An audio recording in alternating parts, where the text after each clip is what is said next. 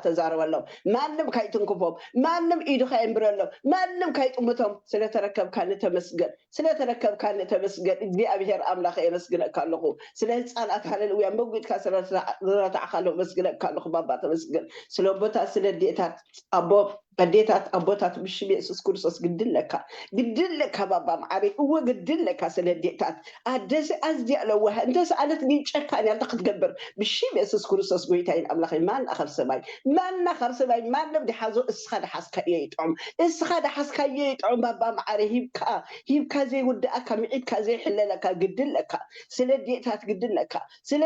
قدلك وعلى الحضارة مزيو هللو دقرب كيتسئل دك أمزيو دقرب كيتسئل بشي بيسوس كورسوس معك نايم لألا معك نايم لألا معك نايم لألا أدي معك نايم لألا نفسي مساعته الله معك نايم لألا بشي بيسوس أفريقيا دي الله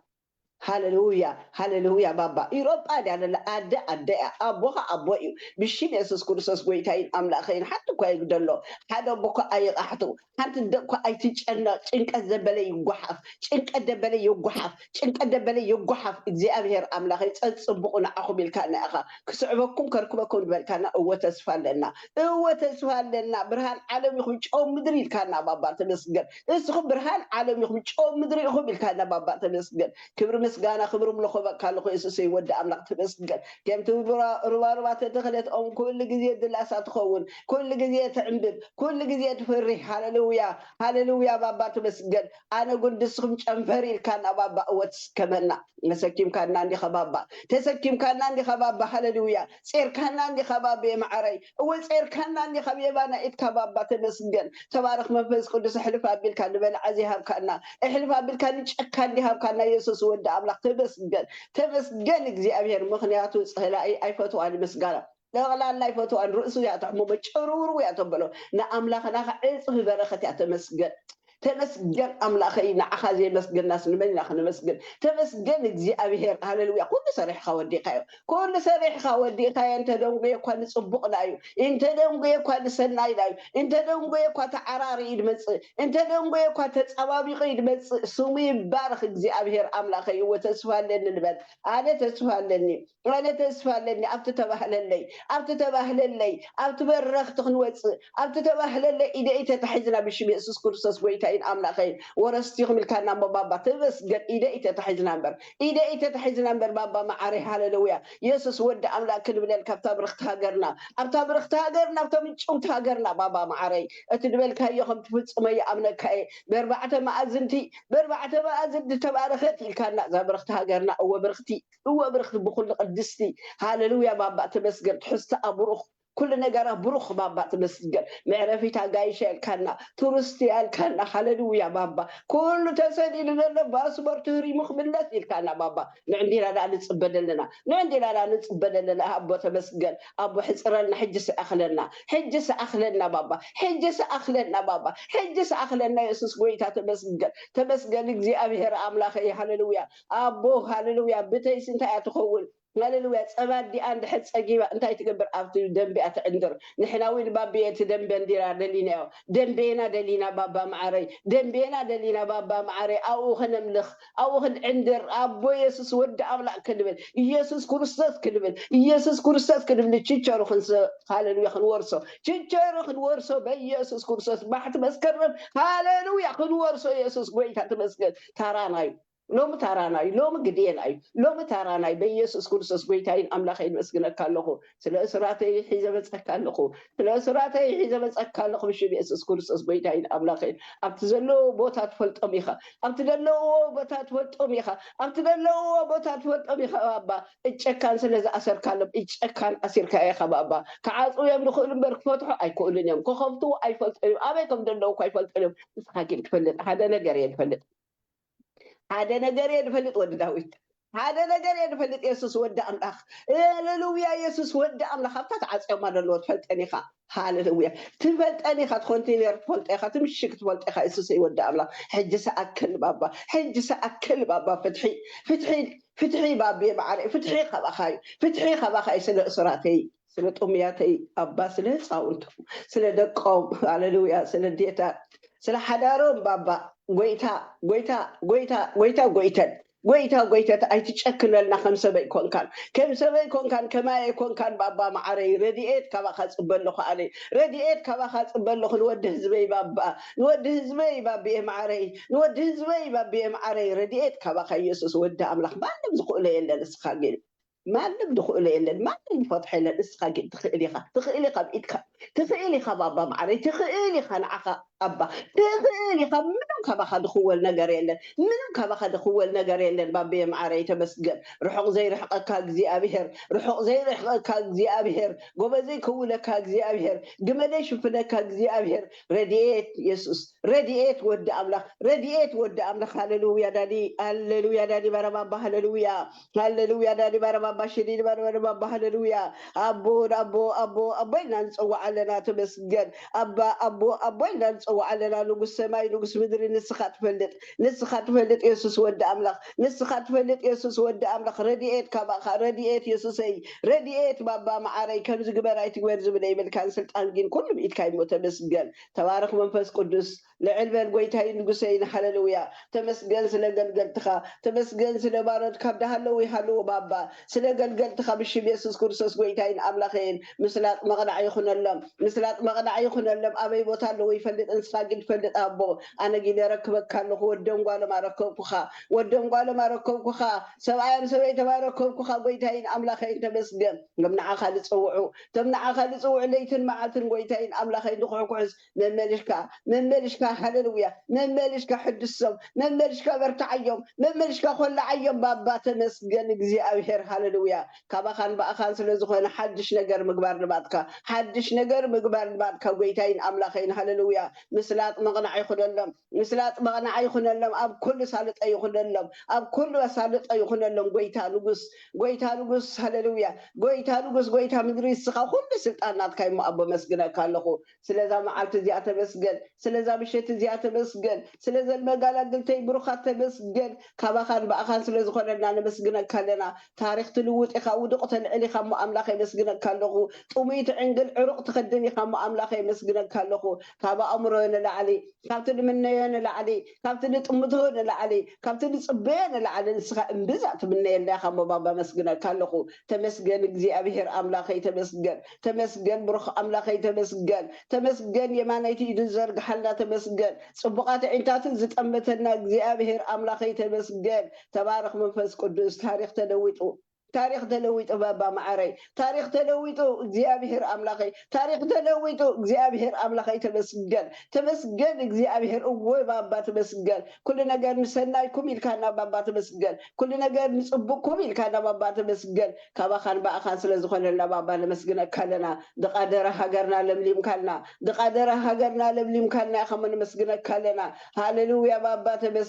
ተመስገን ዓይንማይ ባባ ዓይንማይ እንቲዕኻ ኢኻ ተመስገን ዓይንማ የፈልፊልካ ኢኻ ባባ ተመስገን ኩሉ ካባኻ ስለዝኾነልና ነመስግነካ ኣለና ስለዘን ኣሕዋተይ የመስግነካ ኣለኹ ስለመጋላገልተይ ደቆበይ ማዕረይ የመስግነካ ኣለኹ ጎይታዬ ንጉሰይ እስኻ ሰናይ ምግባር ልማድካይ ጎይታዬን ኣምላኸይ ተመስገን እስኻ ተኣምር ምግባር ልማድካይ ባባ ተመስገን ስለባሪኻ ሃሌሉያ መመልሻ ካብ ዘንዳብትን ላዕሊ ለበል ትውፃእ ብሽም ኢየሱስ ክርስቶስ ጎይታዬን ኣምላኸይ እትተባሃለላ ባባ እቲ እስኻ ዝበልካዮ ሃሌሉያ ኢልካ ዘይትጠልብ ሂብካ ዘይትኸልእ ኣምላኸይ ተመስገን ካባኻ ስለዝኾነሉ ሓይላ መመልሺ ሓድስ ሓይላ መመልሺ ጨዋታታት ኩሉ ባባ ጅማት ሃሌሉያ ዓፅብ ስጋ ደም ኣብ ደም ሃሌሉያ ባባ ካባኻ ስለዝኾነላ መስግነካ ኣለኹ ሃሌሉያ ባባ ፀጋ መንፈስ ቅዱስ ስለዘብዛሕካላ መስግነካ ኣለኹ ሞገስ ስለዝሃብካያ ባባ መስግነካ ኣለኹ ካብ ርእስኻ ዝኾኑ ዋላ ሓንቲ የለን እስኻ እንተፈቲኻ ግን ጎይታዬ ንጉሰይን ሃሌሉያ እስኻ እንተፈቲኻ ግን ጎደሎ ድበሃል የለን ሰነፍ ድበሃል የለን ውዱቕ ድበሃል የለን ኩሉ ካባኻ ኢሞ ባባ መስግነካ ኣለኹ ተረፈ ግዜናን ሰዓትናን እስኻ ተረከቦ ባባ ማዕረይ ተመስገን ካባኻ ዝስወር ነገር የለን ካባኻ ድሕባእ ነገር የለን ኩሉ ካባኻን ባእኻን ስለዝኾነልና ተመስገን ኣፍና ክንከፍት ዝገበርካና ንስኻ ኢኻ ደቂሽና ክንትስእ ዝገበርካና ንስኻ ኢኻ ወፊርና ክንምለስ ብሰላም ዝገበርካና ንስኻ ኢኻ እስኻ ዘይብሉ መቐረት የብሉን እስኻ ዘይብሉ ሂወት የብሉን እስኻ ዘይብሉ ጣዕሚ የብሉን እስኻ ዘይብሉ ምስላጥ ድበሃል የብሉን ባባ ተመስገን ተባረኽ መንፈስ ቅዱስ ልዕል በል ጎይታዬ ንጉሰይ መስግነካ ኣለኹ ብስም ተኽብሮ ወድኻ ኢየሱስ ክርስቶስ ጎይታዬ ኣሜን ንዓኸን መንፈስ ቅዱስን ይበክን ኣለኹ ደቆበይ ማዕረይ ተባረኻኻ ሒዘክን آمين آمين تبارخي نتحفتي برختي أخي امين امين ብዙሕ ኬልና ስለ ዘለና ንእሽተይ ፀልያ ኣምላክ ነብሪና እግዚኣብሔር ሰናዩ እግዚኣብሔር ዓብዪ ነገር ገይሩ መመርሽኡ يس ፀጋኺ امين ዝሓዮ ብርኽቲ እኺ امين ድርብ ገይሩ ፀጋኺ ይውፃእ ካብቲ امين ዘለኽዮ ንላዕሊ እግዚኣብሔር ኣብ امين በረኽቲ የውፅእኪ امين በዝሒ እኺ ስኺ ብርኽቲ እኺ ዓንዲ امين እኺ እግዚኣብሔር ይባረኽክ ማለት እዩ امين ሃሌሉያ ሬክላ ባሮቶ ዜሪና ማዕራ በኣዲና ማዕራ ከኦዲና ማዕራ ሃሌሉያ ረባ ኮረደ ሴሪና ማረዶ ሴሬክ ረባ ድሩ ኣሕላ ማሶድራ በኣኻ ሕጎት ወይ امين ሃሌሉያ እግዚኣብሔር هللويا. ኣይ ህይወት እንድየ ዝደሊ ምሕረት ኣይ ህይወት እንድየ ዝደሊ ፍቕሪ ጎይታ ዝሃበኒ ኣይ ህይወት እንድየ ዝደሊ ምሕረት ኣይ ህይወት እንድየ ዝደሊ ፍቕሪ ጎይታ ዝሃበኒ ሃሌሉያ ኣይ ህይወት እንድየ ዝደሊ ምሕረት ኣይ ህይወት እንድየ ዝደሊ ፍቕሪ ጎይታ ዝሃበኒ ልልልልል ኣይ ህይወት እንድየ ዝደሊ ፍቕሪ ኣይ ህይወት እንድየ ዝደሊ ምሕረት ጎይታ ዝሃበኒ ልልልልልል ምስክር ኣነ ኢሉ ጎይታ ጎይታ መስገን በኣኻ ሕጎስ ኣምላኸይ ምዃንካ ባይብለኒ ርስተይ ምዃንካ ተሓጒሰይ ክዝምር እየ ዘመካሓሉ ረኺበይ ረኺበይ ጎይታ ኣይቁጣዓክን ኢሉ ኩሉ ለምለም ሓፍተይ ኣነ ፈትወከ ኢሉ ኩሎ ጎይታ ሃሌሉያ ረባ ረባ ረባ ለምለም ኣነ ፈፂመ ፈትወከ ጓለ የብለ ኩሎ ጎይታ ሰሚዕክኒ ኣለኺ ኣብ ስራሕ እንተደይኮንኪ ለምለም ማለት እዩ ቤባጋራቶ ዘዴና ማራቶ ሳይን ገይረልክ ኣለኹ ኣንሚት ክትገብር እያ ትኽእል ኢኺ آمين آمين سمعك له እግዚኣብሔር ኣነ ፈትወከ ኢሉ ኩሎ آمين ፈፂመ ኸ ኣይቁጣዓክን እየ ንኣኺ ኢሉ ኩሎ آمين ኣይጠላዕክን እየ ይሓቕፈክ እየ آمين آمين ምስልኽ ስለ ዘይርዳእኒ ይኮነን ኢሉ ኩሎ ጎይታ مهم. ምሕረት ፅቡቕ ስለ ዝኾነ እዩ ኣብ ሂወት ከም ፀኣኪ ስለ ዝደሊ እዩ آمين ዝጠፍኣኪ ነገር ከዓ ኣነ ክመልስ እየ ኢሉ آمين ስለዚ እግዚኣብሔር ኣብቲ ኸድዮ ኩሉ ንኣኺ እንታይ እዩ ፅቡቕ እዩ በረኸት እዩ آمين ሰላም እዩ ሓወስ እዩ ደስታ እዩ آمين በረኸተይ ኣንጀርበበ እንዳበልክ ዘምር ይብለክ ኣሎ ጎይታ آمين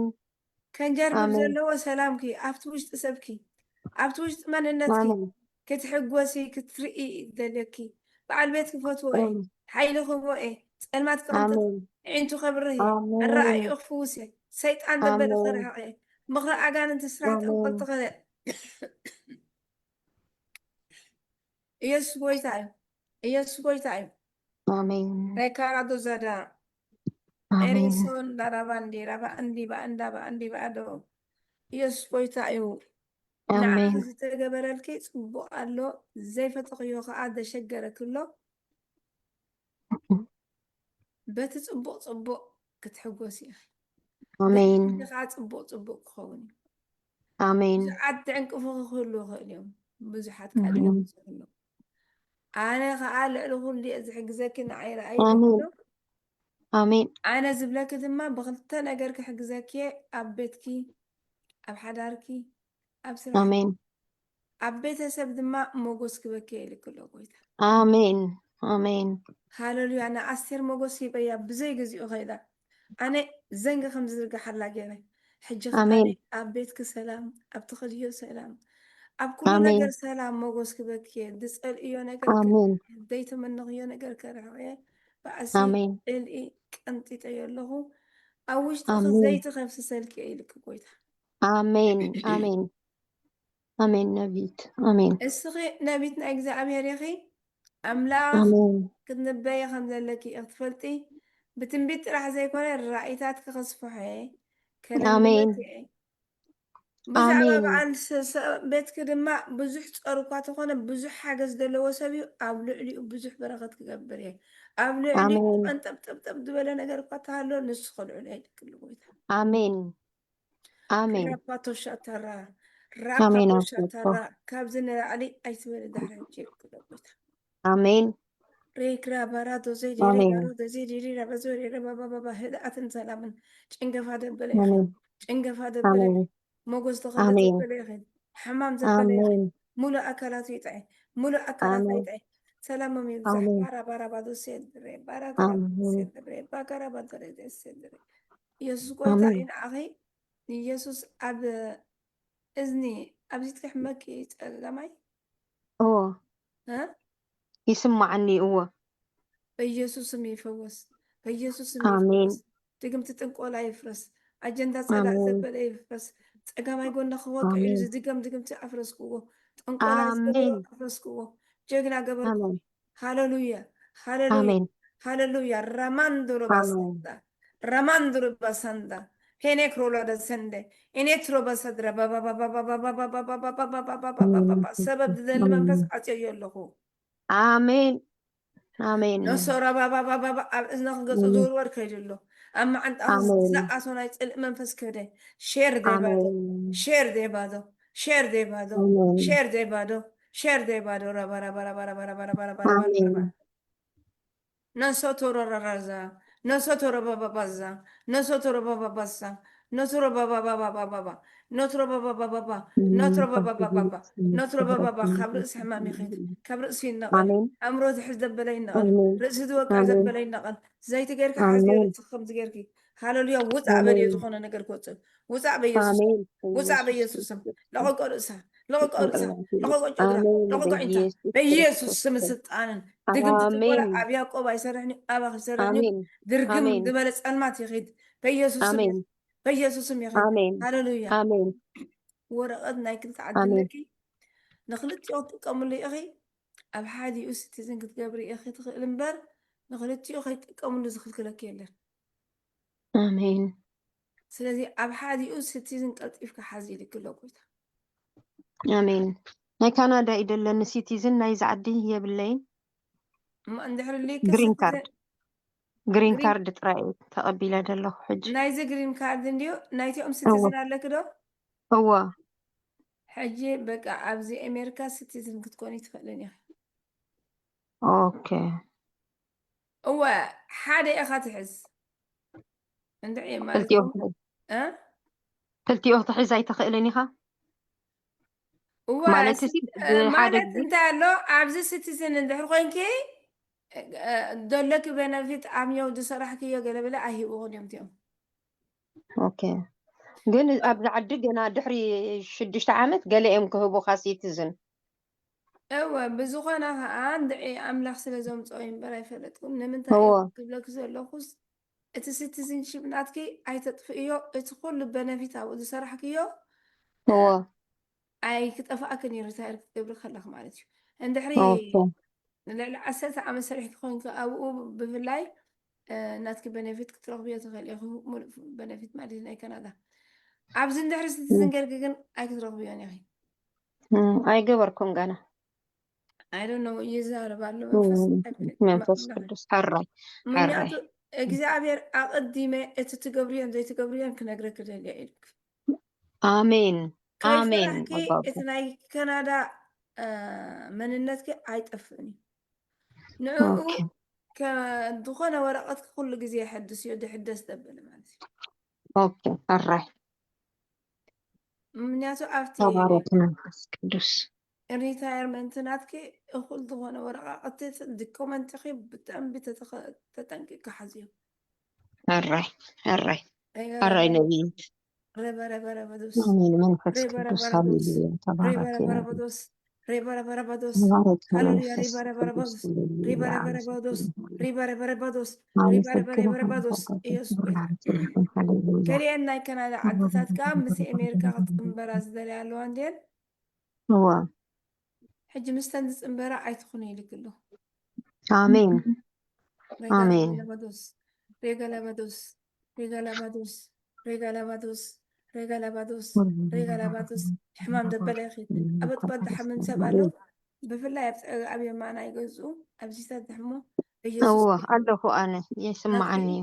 በኢየሱስም ሕማም ዘይኽእል በኢየሱስም ኣጥበቅ آمين ኩሉ ይፈወስ ኣብ ልባ ኩሉ آمين ይፈወስ ንዓኹ ለስራሕ آمين መሳርያ ይጠቅምኒ ሃሌሉያ ተንኮል ዓመታት ይፍረስ በስም ኢየሱስ ይፍረስ ሳከራባባባባ آمين ሰድሮ ሃሌሉያ آمين ረባቶ ራራባዶ ረባሳድራ ራራራባዶ آمين ረባሳድራ ረባራባራባራባሰድራ آمين ኣብ ኣፍ ልቢ ክዝውርወር ዘበለ ይኽድ ኩሉ ኣካላት آمين ይጥዐ ሕማም ደበለ آمين ይጥዐ መዓናቱ ኩሉ آمين ይፈወስ ኣካላታ ብሙሉእ آمين ጥዕና ይኹን በኢየሱስ ስም آمين ሃሌሉያ آمين ረባ ጎሮደ ዘዴዳ آمين ረባባባባ ይውፃእ ጠልማት ይውፃእ ሕማም ደበለ እስኪ ማይ آمين ሓዝ እሞ እሺ ሃሌሉያ ላባራባራባራባራባራ ብላድ ብስመ አብ ወልድ ወመንፈስ ቅዱስ ሃሌሉያ በኢየሱስም ፈውስ ይኹን በስም ኢየሱስ ይፈወስ ቃሉ እግዚአብሔር አምላክ ኣብዚ ማይ እዚ ኢትካላ ደም ኢየሱስ the blood of Jesus the blood of Jesus the blood of Jesus ባራባራባራባ ፈውስ ይሕለፍ በኢየሱስ ስም ኩሉ ኣካላት ይፈውስ ዝኾነ ዓይነት ሕማም ደንበለ ካብ ነብሳ ክንቀል ሃሌሉያ ኣብዚ ማይ እዚ ኢትካዎ ጎይታ በኢየሱስም በሙሉእ ኣካላት ይፈወስ በሙሉእ ኣካላት ይፈወስ ሰላም ይብዛሕ باسم يسوع سيو باسم يسوع آمين يكون هللويا آمين باسم يسوع سكر بابا بابا باسم يسوع وصع حمام دبله أكلتها بملؤ يطعم بملؤ سلام بملؤ باتا يفوز أكلتها يفوز كل أكلتها يفوز هللويا زرق دبله حمام بيسوع يقطط بيسوع من حمام منافسي يقطط كولاليتي يفوز كريك يفوز كيدني يفوز باراشادينا مارادوسا باسم يسوع يفوز باسم يسوع باسم يسوع باسم يسوع باسم يسوع آمين هللويا ኣብ ስትዝንሽብ ከይሓለፍኪ ከለኺ ጎይታ ብዙሕ ፅቡቅ ነገር ክትርኢ ስለ ዝኾንኪ ተጠንቂቂ ናይ ካናዳ ናይ ኣሜሪካ ኩሉ ሓዝዮ ኢሉ ክሎ ጎይታ ፈራይ እሺ ንማንም ሰብ ከዓ ኣይትእመንሉ ደብዳቤታትኪ ንክትኾነ ተርእዮ ፈራይ እሺ ረሴቴ ሬሬዜደ ኤረሴቴ ሬሬዜደ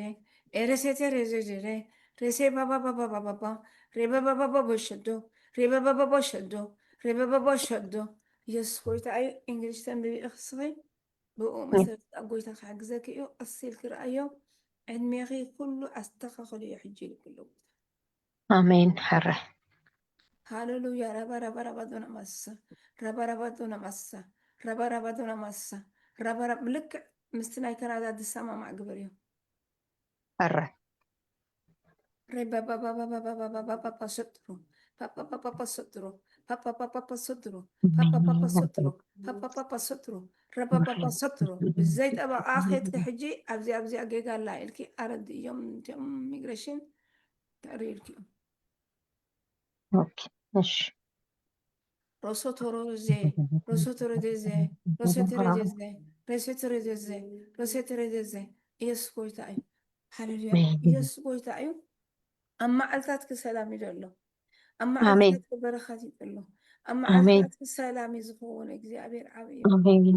آمين ክልተ ነገር ከዓ ጎይታ ክገብረልኪ ኢሎም ምሸት ኣብዛ ምሸት እዚኣ ክስሕቂ እየ ክደልየኪ ጎይታ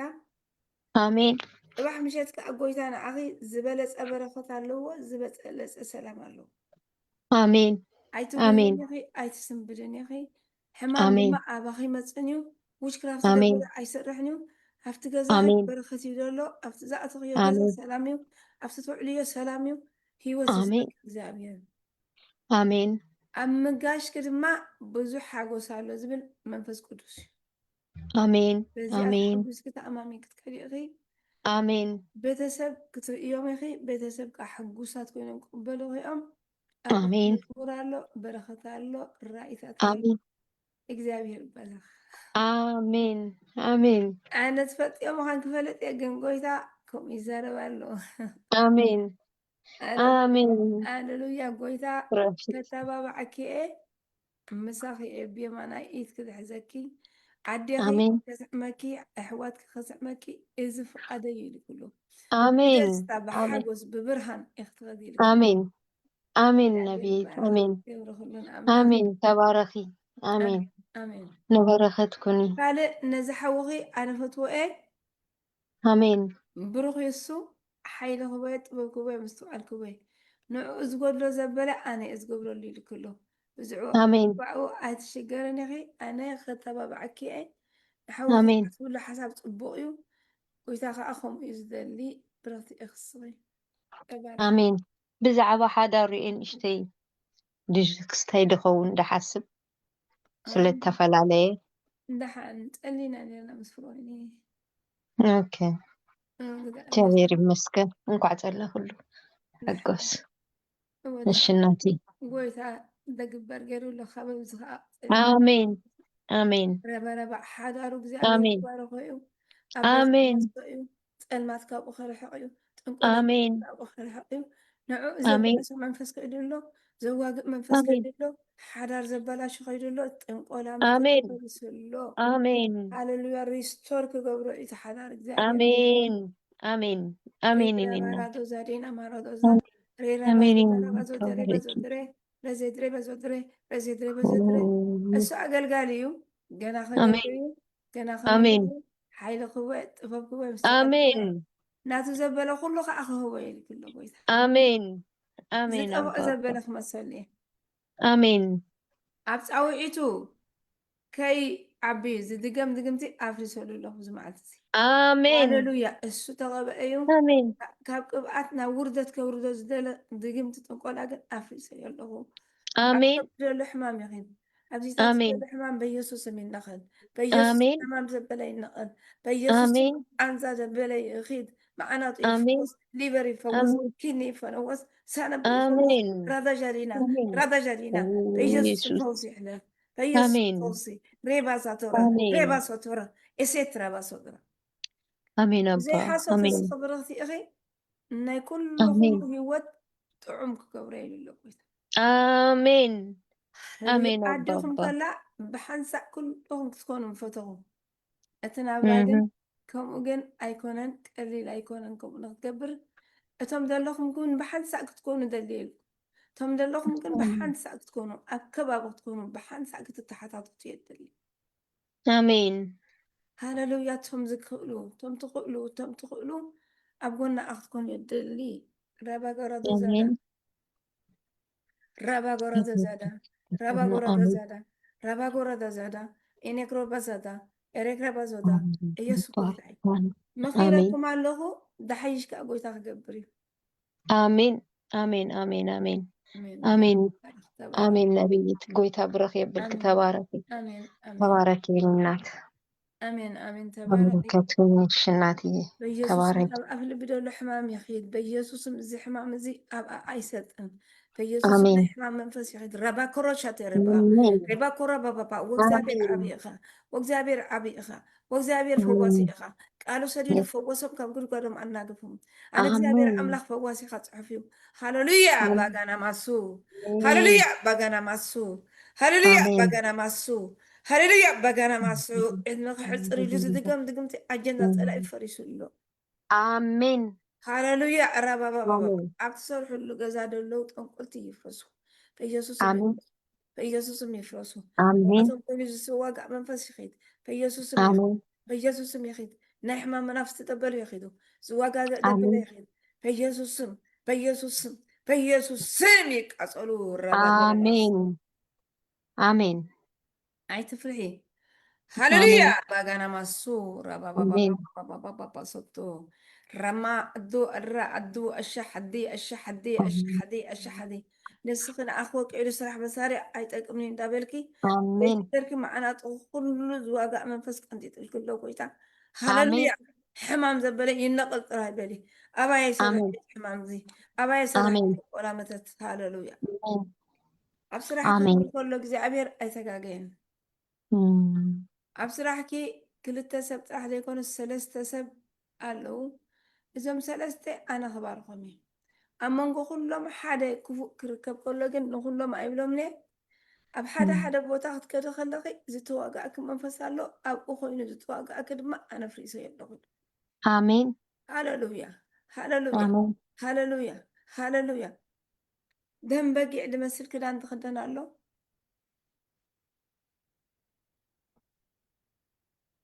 ኣብቲ ኣብ ኣነ ዝሰርሓሉ ከይኮነ ኣብ እቲ ቀንዲ ዋና تي خستاي تسرح رئي الله دم بجع حبشة بقى تخدي يقولون إلى نير يا قدم هاللويا كابو زمزي أفريسا يلو أبو بشي آمين أيتخيديو وقاسك أيتخيديو نسو زبلك أيتسمعيو سيرا باسودرا سيدرا باسودرا سيدرا باسودرا سيدرا باسودرا سيدرا باسودرا سيدرا باسودرا سيدرا باسودرا أب حبشات كلنا له خفقت له صبقت لنا طيات لنا هولي الله سازي ولا كو حبشات خونه نعوندنا نحجزنا ويكون زارو وندلنا رباب جنسو ناي أملاخ صراحة سلا زي بلو نجزيو نسخي كابتنا ومخاد تتعجز كسبوق زبالة أتريتا أخيت كيو أب أوفيس أطويلة تسرح حسابي رئي هذا معلت مجي حسابنا كستاي وسيدة أول حان إجزاء بيرتا سبيت راح زي كونس أفتين مخرناتهم كي تأطوي لإيه تحسبوا هو كل حرام عفي سيلهو هللويا آمين ربا آمين ولا حبشات غنسا نعطيت أتنشن اللواي ولكن يقول آمين هللويا ربا دراسة ربا دراسة ربا دراسة إيه سكويتا إساس قبل تقول فريس الله أما آمين الماء خبأت الماء تغيد دارك ناس آمين يغيد كافت سرحت دماء كم توت أو قربا جزيز تفلت أي هللويا بزيدا يكون بخال مقدساتا كتوتيا هللويا ربا خمس قينا اختم لك خلاع اسمعيا تغايز نتنيا ما راكرو تازا ما راكرو تازا زبالة أخذ دالولكي أنا كن آمين بقى عادة تسرح خانسل كوين له آمين السادة ما بزع باخد صبو أي نبرن سازنا خرح أي خاني آمين هللويا ربا دوزي ربا دوزي إذا مسرح فتويت راح باليوم من الدخول مسرح خمارتي آمين ولا كوكويتا كلا حسيب الكهلو سقعتا بعد اللغة فتويت راح باليوم يا هالرأي ربا درس ربا درسا ربا درسا ربا درسا إيوس كويتاي هللويا ملأخ له أبت أخي ملأخ له آمين أخي نأخذ آمين حقس نأخذ حقس آمين آمين آمين كويتا يسوس آمين تبارك ملأخ زعبير آمين وصغلو اختري أخي حيلك آمين بكي تبابك بكي مستوعلك بكي آمين سب مسيرو ززارة بكي ملأخ له كويتا آمين زكيو እግዚአብሔር ዝበለክ ክነግረክ ክእል ኣነ ግና እሱ ክዛረበክ ከሎ ክርዳእክ እዩ ካብ ጎይታ ምዃኑ آمين ሃሌሉያ آمين ረባ ጎራ ደሰ ረባ ደሰ ራሻከ ረባ ኣዲና ማዕራ ዝሕማም ዝዕድ ኢየሱስም ኩሉ ናይ ጥልቁ ሰራራሕ ይፍረስ ንዓይ ክወቅዕሉ ስራሕ መሰለ ይጠቅምኒ ቃሉ ሰዲዱ ፈወሶም ካብ ጉድጓድ ኣናገፎም በኢየሱስ آمين መጋፍኾን آمين ኣይትሸገሪ መን እዩ ኢልኪ ግን ጎይታ ብብዙሕ መገዲ ክሕግዘኪ ኣነ ዘይረኣኽዮ ነገራት ፅቡቕ ነገራት ክመፅእ ብገዛኺ ኣብ آمين ኣብ ኩሉ ሸነኽ ክባረኸኪ ክሎ ምስ ኣሕዋት ክፅቡቅ ግዜ ኣሎ ምስ ሓፍቲ ክፅቡቅ ግዜ ኣሎ ኣብኡ آمين ደስታ እናገበርክ ትመፅእ ኢኺ እግዚኣብሔር ይባረኽ ተባረኽ آمين آمين كوي تبارك ኣሜን ተባረኺ تبارك آمين كوي تبارك يبقى الله يجزيك ኣሜን آمين ኣሜን آمين እዚ آمين ዓለም ኣለሎ ኣይረኣኽዋኒ نموت عليها مثلا أنا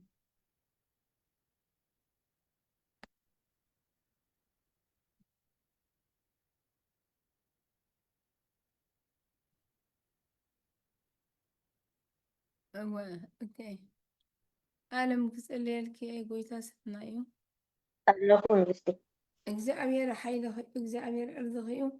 ኣብዚ ግዜ ኣሜን እግዚኣብሔር ንኣኸ ኣይሓገክን የሽእለ ይብለክን ኢሉ ክሎ ፀልማት ዘበላ ኣሜን እንትጠልኬ ዳርክነስ ዘበላ እንትጠልኬ ኢብል ዘበላ ኣሜን እንትጠልኪ ኣብዚ መዓናቱ ክደምሎ ሕማም ድማ ከልዕል ኢሉ ክሎ عبز آمين جزء نأخ فوق على سرح مسارع أتأكمني قلولولولول دبل منفس آمين قنطتي ناي بأس منفس قنطتي وتع دبل خلع عليه سأل ما دبل خلع عليه آمين نسخن آمين عملاق تفلتي يا أخي قويت أفلت أكيو بزعبة آمين راح زي كنا بزعبة هيوت كيف تاريخي زعبير قال عملاق آمين توزن له تشيرش له كده يبلينا بيني قليلا أبزون أحزاب أب تشيرش يبلكم يبلنا أه يبلنا عملت يلو نفت عدي يلو إيش تأيدي تختمه هو نشتي أما قويت أنا أخي أنت دليل غيره حبرتك تقبري مس أمنتي للي بأكل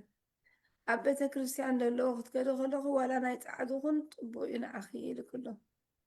آمين هذا أنت عدو خيا مياتو يلو أه اللي ينبر يلو بزحة تبعت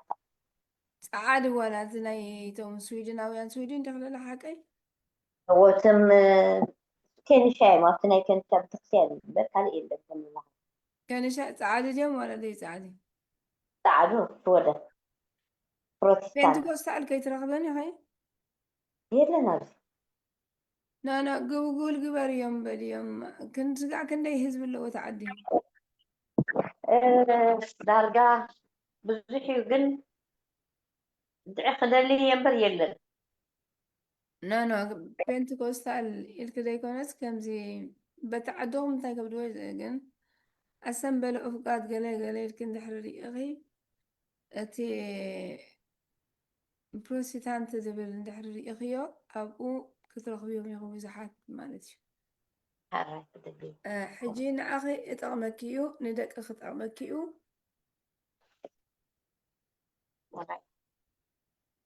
سكازي سكازي ما يسرح تقلي مولا تحفتي كي لو حلو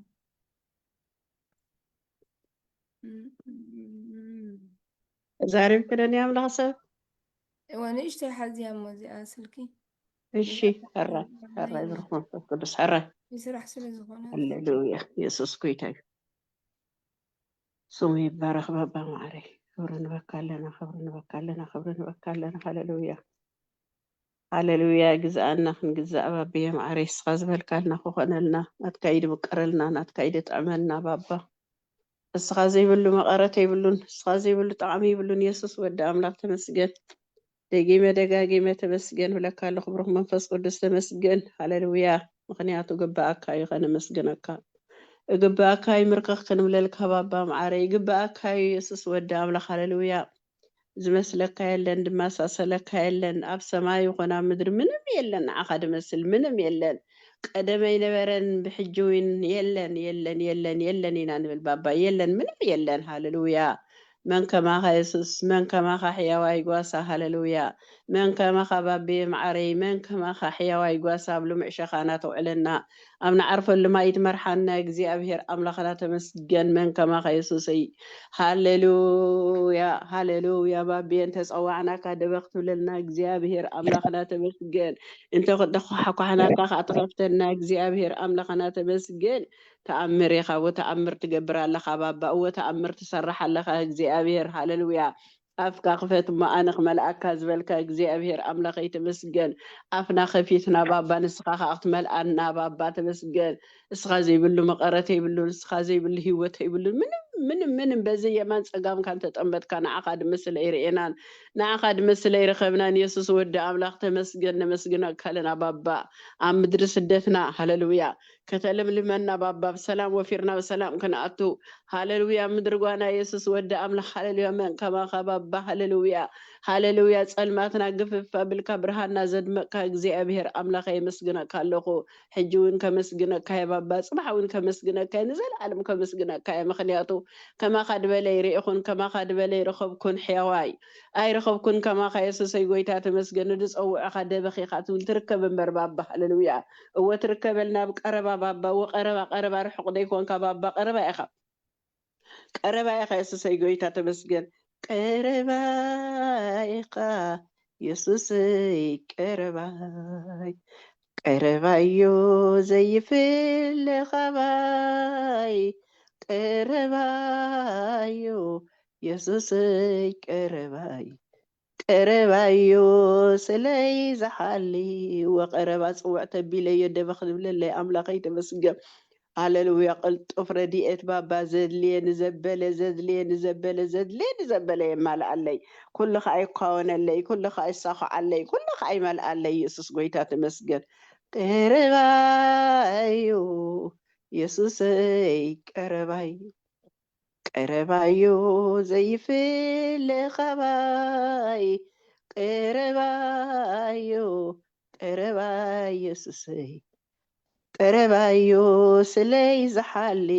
ሃሌሉያ ካይዕንቀፎ ካይወድቆ ካይጠምዮ ካይቆሮ ካይጭንቕ ካይሓምም ሃሌሉያ ስለይ ይሓሊ ለይቲ መዓልቲ ይኹን ሃሌሉያ ዘይፍለይ ተመስገን እግዚኣብሔር ሃሌሉያ ንዝጣዕመካ ዘብዘብ ኢኻ ተብል ጎይታይ ንጉሰይን ሃሌሉያ ንዝጣዕሙካ ዘብዘብ ኢኻ ተብል ባባ ማዕረይ ተመስገን ሃሌሉያ ሃሌሉያ ሃሌሉያ ሃሌሉያ ሃሌሉያ ሃሉ ጥራይ መሳ ኢየሱስ ጎይታ ተመስገን ሃሉ ጥራይ ትፈልየን ባባ ተመስገን ሃሌሉያ ተንፅቡቃት እዳውካ ትዝርግሕ ተንፅቡቃት ዕንታትካ ትጥምት መን ከማኸ ኢየሱሰይ ሃሌሉያ ኩሉ ክጥንጥን ዘይትጥንጥን ባባ ተመስገን ኩሉ ክድርቢ ደይትድርቢ ንስኻ ኣምላኸይ ተመስገን ሃሌሉያ ኢየሱሰይ ነመስግነካ ኣለና ሕጅራ ንመፀካ ኮይና ደለና ምስናይ ልብና ኢድና ልዒልና ናባኻ ብሽም ኢየሱስ ክርስቶስ ጎይታይ ንጉሰይ እንኳዕ ደሓን መጻኺ ናይ ኣምላኽ ሰብርኽቲ ጎይታ ፀጉ የብዝሓልኪ ሃሌሉያ ኩሉ ካብኡን ብኡን ዝኾነልኪ እግዚኣብሔር ኣምላኸይ ተመስገን ተባረኺ ንበረኸት ኩኒ ዓፅኽያ ኣለኺ ሃሌሉያ ንኽባርኹ ሃሌሉያ ስለቲ ምሕረትካ ውዱቕ ንምልዓልካ ሃሌሉያ ሃሌሉያ ሃሌሉያ ተባረኽለይ ብረኽተይ ቋዳሓን መፀኸለይ ጓለቦይ ማዕረይ መዋርስተይ ተባረኽ ጎይታ ዓዚዙ ኣሜን ኣነ ምስ ክብርኽቲ ኢኺ ኣሜን እግዚኣብሔር ብቃሉ ዘዕብዩኺ ኣቦታት ክትረኽቢ ኢኺ ኣነ ኣምላኽ የልክሎ ጎይታ ኣሜን ኣሜን ስለዚ እንተኾነ በቲ ቋንቋኺ እንተዘይኮነ ከዓ ፃዓዱ እውን እንተኮይኖም ኣብ ብዙሕ ነጥፈታት ቋንቋ ብዝርዳእክ ገይሮም ከረድኡኽ ዝኽእሉ ኣቦታት ክምኽረኪ ንዓኽን ንደቅኽን ጠቃሚ እዩ ቤተክርስትያን ደቅኺ ዋላ ከምዚ ናይ ኣምላኽ እንድሕር ተልክዮም እንተደኣ ዘይተማሂሮም ቃል ኣምላኽ ዋላ ሓንቲ ተኸብል ኣይክእልኒ እቲ ሉተራን ቸርች ከዓ ፅቡቅ እዩ ቃል ኣምላኽ ዝምህር እዩ ግን ብፔንቴኮስታል ጥራሕ ዘይኮነ ኣብ ኣቶም ኬትካ ከማን ፅቡቅ ትምህርትታት ክምህሩኽ እዮም ኢሉ ከሎ ጎይታ ኣሜን ንዕቤትኪ ንሰብኣይኪ ኣብ ክትከዱ ከለኹም ብዙሕ ሰላም ክትረኽቡ ኢኹም እግዚኣብሔር ሰናይ ይሪባ ከሮቶ ዘድና ማራ ቁሩብ ይጠፋእክ ክኸውን እምበር እስኻ ከማን ናይ ተዓዲ ቋንቋ ትፈልጡ ኢኺ ስለዚ ኣብቲ ምስማዕ ፀገም የብልክን ኣብቲ ምንባብ ከዓ ጎይታ ክሕግዘኪ እዩ ኣሜን ክትባረኺ ኢኺ ኣብኡ መንፈስ እግዚኣብሔር ምኽሪ ኣሎ ሓገዝ ኣሎ ኣብ ናብራ ጥራሕ ዘይኮነ ኣብቲ ዴይሊ ላይፍካ ከማን ክሕግዙ እዮም ኢሉ ከሎ ጎይታ ብፍላይ ንወድኺ ኣብኡ ከይድ ከሎ ፀልማት ክቕንጥጠሉ እዩ ሃሌሉያ ሮደዛ ሃሌሉያ ረባ ደኔማ ሰድሪ በረድሬ ነማ ሰድሪ ባባባ ሰድራ ወእግዚአብሔር ተመስገን ክብሪ ኩሉ ንኣምላኽ ይኹን ዕቤት ኩሉ ንኣምላኽ ይኹን ኤሻዳይ ሰበብ ዝደልየክ ሰብ ኣሎ ብዛዕባኡ ክትዛረቢ ትደሊነኺ እንተኾነ እግዚኣብሔር ንዓኽ ፈትወኪ እዩ ክከላኸለልክ ስለ ዝደሊ ካብ ጥቓ ሕማቕ ዝዛረቡ ሰባት ርሕቕ በል ኢሉ ከሎ ጎይታ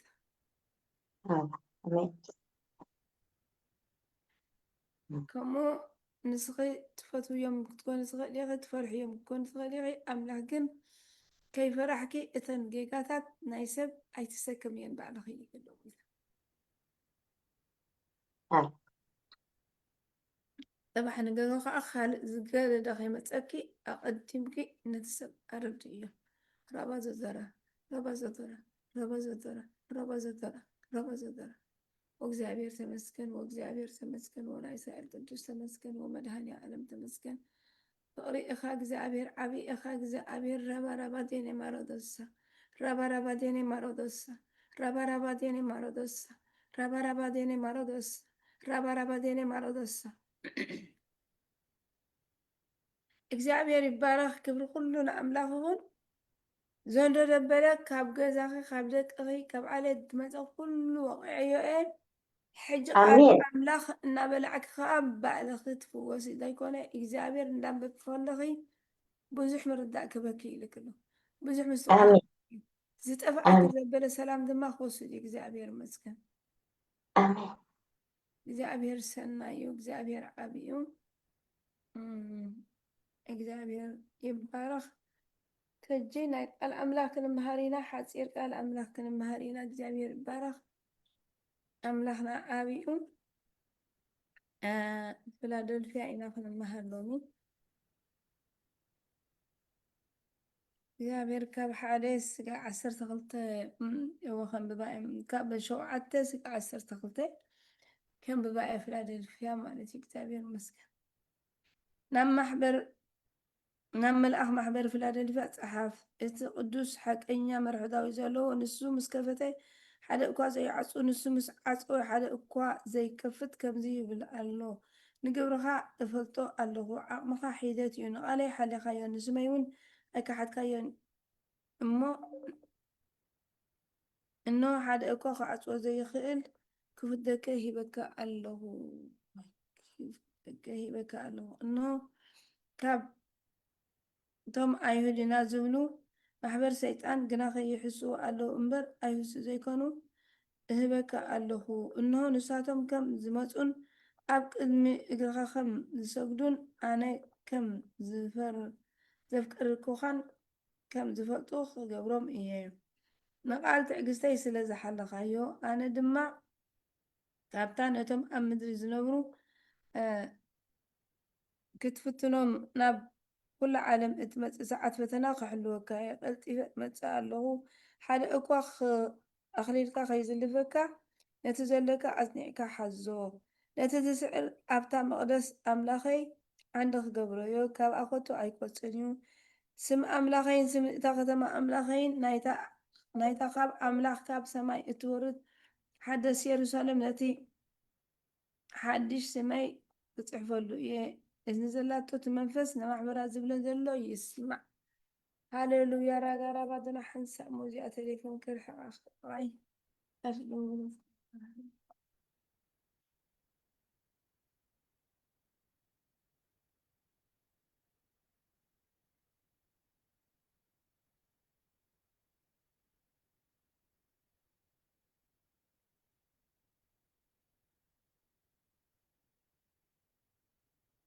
እዚ دول كلاسي اتنشني تبلو هنا ارهق يا خالد طايه تشيل يا مبارك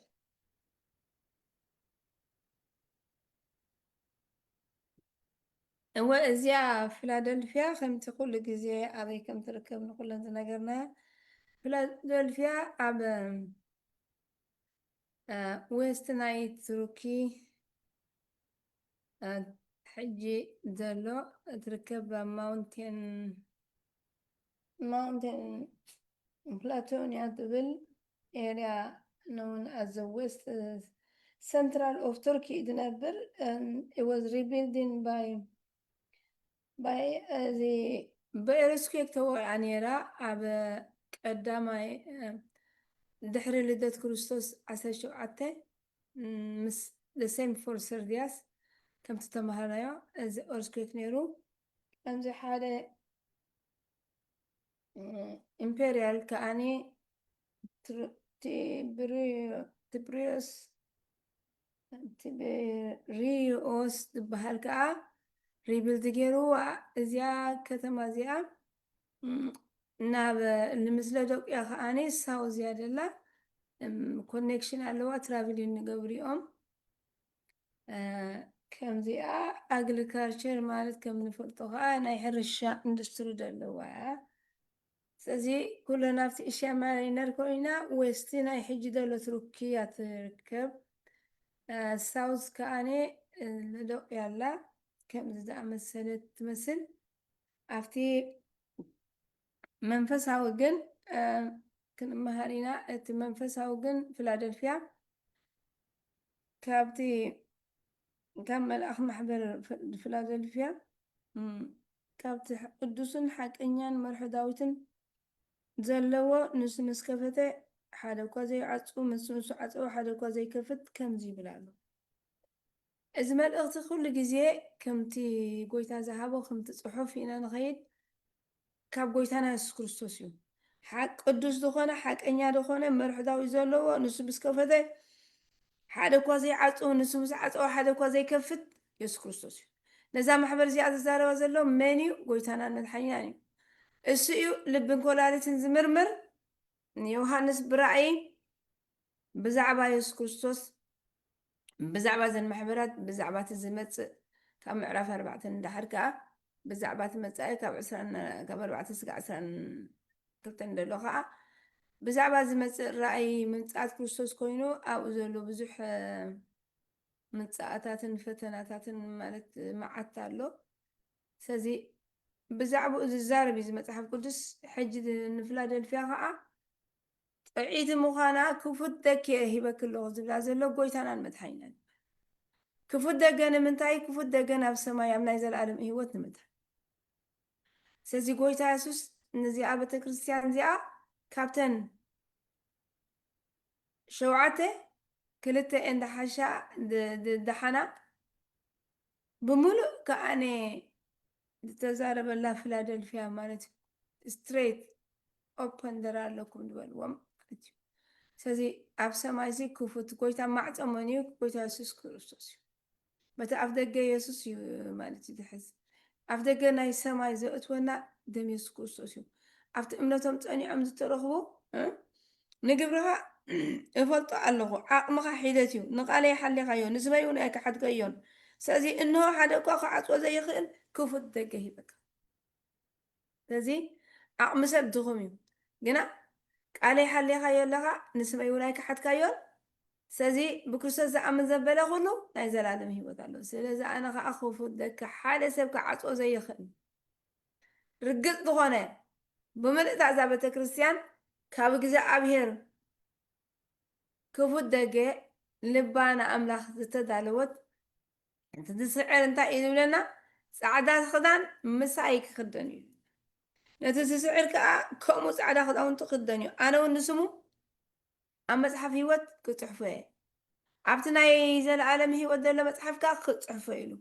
ስለዚ ነዛ መፅሓፍ ነዛ ቤተክርስትያን እዚኣ ክፉት ደገ ዝህባ ጎይታ እዩ። ነዘን ካልኦት ተመለሳ ዝብለን ከዓ ጎይታ እዩ። ከመይ ገይሩ እዩ ጎይታ ዝዛረብ? ልብና ዝፈልጥ ስለ ዝኾነ ጉዕዞ ናይታ ቤተክርስትያን ስለ ዝፈልጣ። ሰባት ንፉዓት ኢኻ ትኽእል ኢኻ ፅቡቕ ኢኻ ጥዑይ ኢኻ ክብለካ ክእል ግን ከም ናይ ክርስቶስ ኣይኮነን። ገሊኡ ብሻራ ክብለካ ክእል እዩ ገለ ጥዕኒ ግን ናይ ሓቂ ናይ ክፉት ደገ ድህብ ጎይታ እዩ ልቢ ዝምርምር ማለት እዩ። ነዘን ቤተክርስትያናት ንኩለን ነተን ተመለሳ ዝብለን እውን ስለ ዝፈትወን እዩ እንደም ኢየሱስ ስለ ዝፈትወን እዩ። ስለዚ ንዓታተን ክፉት ደገ ሂበክን ኢልወን ነዚኣ ክፉት ደገ ኢልወን። ሰርድያስ ህያው ትብል ይበሃል ኣለኻ ግን ኣብ ምዉት ኢኻ። ኣብ ቤተ ኣምላኽሲ ሓቀኛ ኣማን ኣሎ ደይ ሓቀኛ ኣማን ኸ ኣሎ።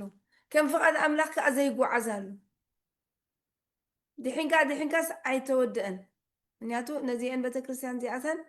ዮሃንስ ድሕሪ ልደት ክርስቶስ እዩ ትብሎም ደሎ ብክርስቶስ ኣሚኖም እዮም። ኣብኦም ግን ህያው ኢኻ ግና ከዓ ምዉት ኢኻ። ንቃሕ ተመለስ። እታ ናይ መጀመርያ ድሕንነትካ ዘክራ ከመይ ጌርካ ከም ዝደሓንካ ዘክር። ካብ ፀልማት ከም ዝወፃእካ ናብ ብርሃን ከም ዘለኻ ሕጂ ድማ እቲ ቀዳማይ ብርሃን ዝረኣኻዮ ካብኡ ከይትርሕቕ ኢሉ ነዚኣ ከዓ ክፉት ደገ ሂበክ ኣለኹ። ኣብ ቃል ፀኒዓላ ሽሙ ከዓ ኣይከሓደቶን። ስለዚ ኣብ ቃል ኣምላኽ ፀኒዕና ክንነብር ከለና ክፉት ደገ ከምዚ ናይ እዚኣ ክህልወና እዩ። ክንመፅእ ከለና ወልዳን ክብለና እዩ፣ ብሩኻት ደቀይ ክብለና እዩ። ስለዚ ብሩኻት ደቀይ ንክብለና ጎይታ ሕጂ ከም ፍቓድ ጎይታ ክንመላለስ ኣለና። ክፉት ደገ ሂበካ ዝተባሃለ ጥዑይ ህይወት ኣለዎ ማለት እዩ። ምስ እግዚኣብሔር ፀኒዑ ብቃሉ ዝምገብ ንስሙ ዘይክሕዶ ኣብ ግዜ ፈተና ኩሉ ግዜ ህያው ምዃኑ ዘረጋገፀ ብቃል እዩ። ቃሉ ህያውን መስለጥን ካብ ክልተ ዝኣፍስዮም ዝበልሕ እዩ። ኢየሱስ ከዓ ቃል እዩ። እቲ ቃል ስጋ ኮነ ፀጋን ሓቅን ሓዲርዎ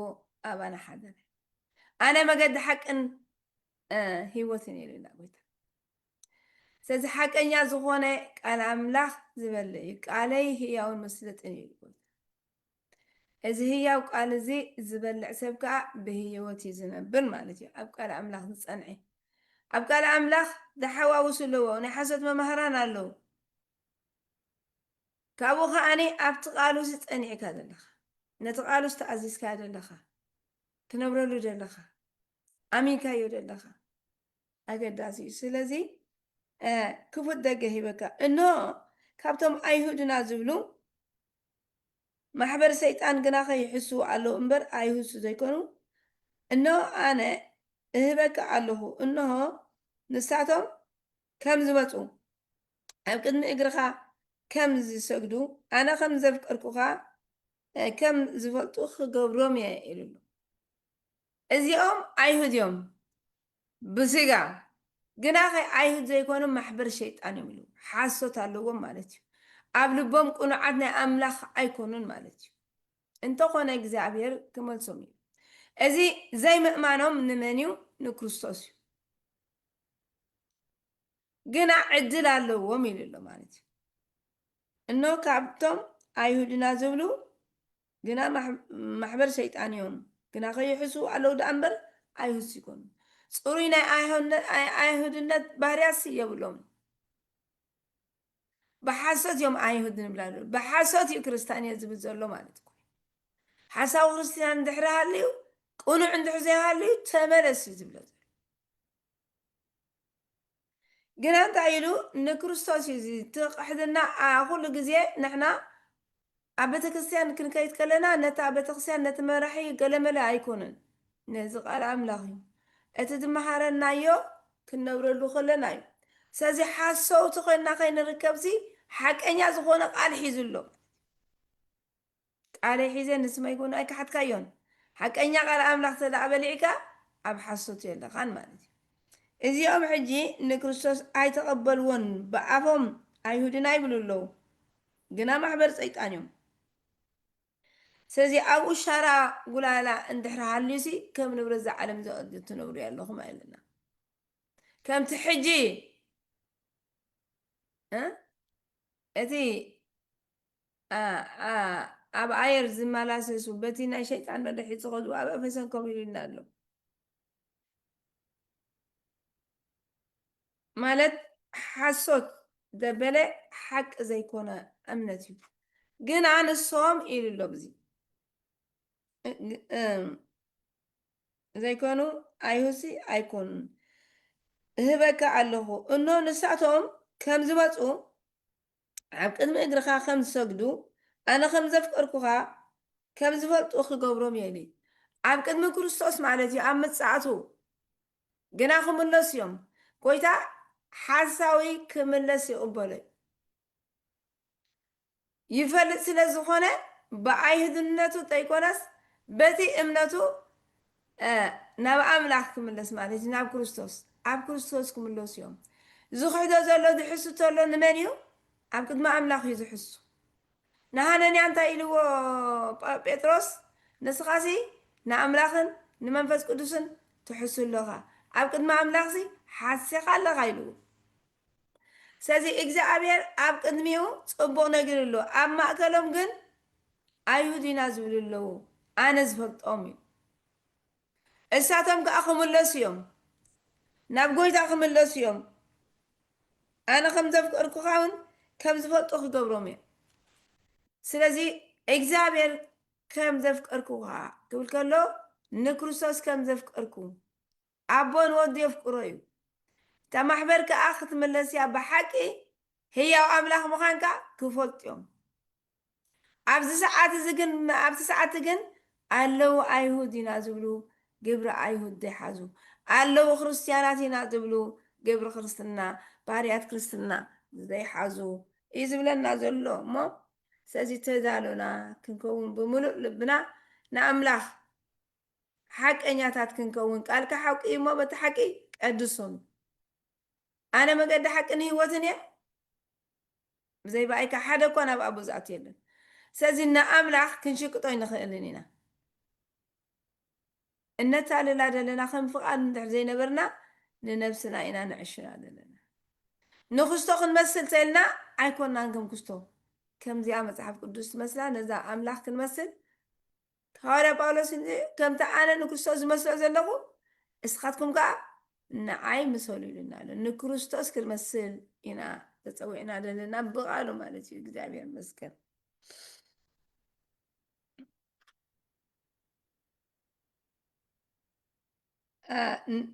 ንትዕግስትኻ ንቃል ትዕግስተይ ስለ ዝሓለኻዮ ኣነ ድማ ካብታ ነቶም ኣብ ምድሪ ዝነብሩ እትፍትኖም ፈተና ናብ ዘላ ዓለም እትመፅእ ሰዓት ፈተና ክሕልወካ ንቃለይ ቃል ትዕግስተይ ስለ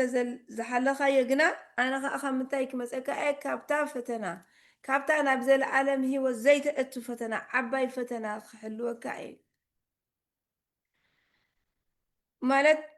ኣብ ጴጥሮስ ምዕራፍ ካልኣይ ጴጥሮስ ካልኣይ ምዕራፍ ጥቕሲ 9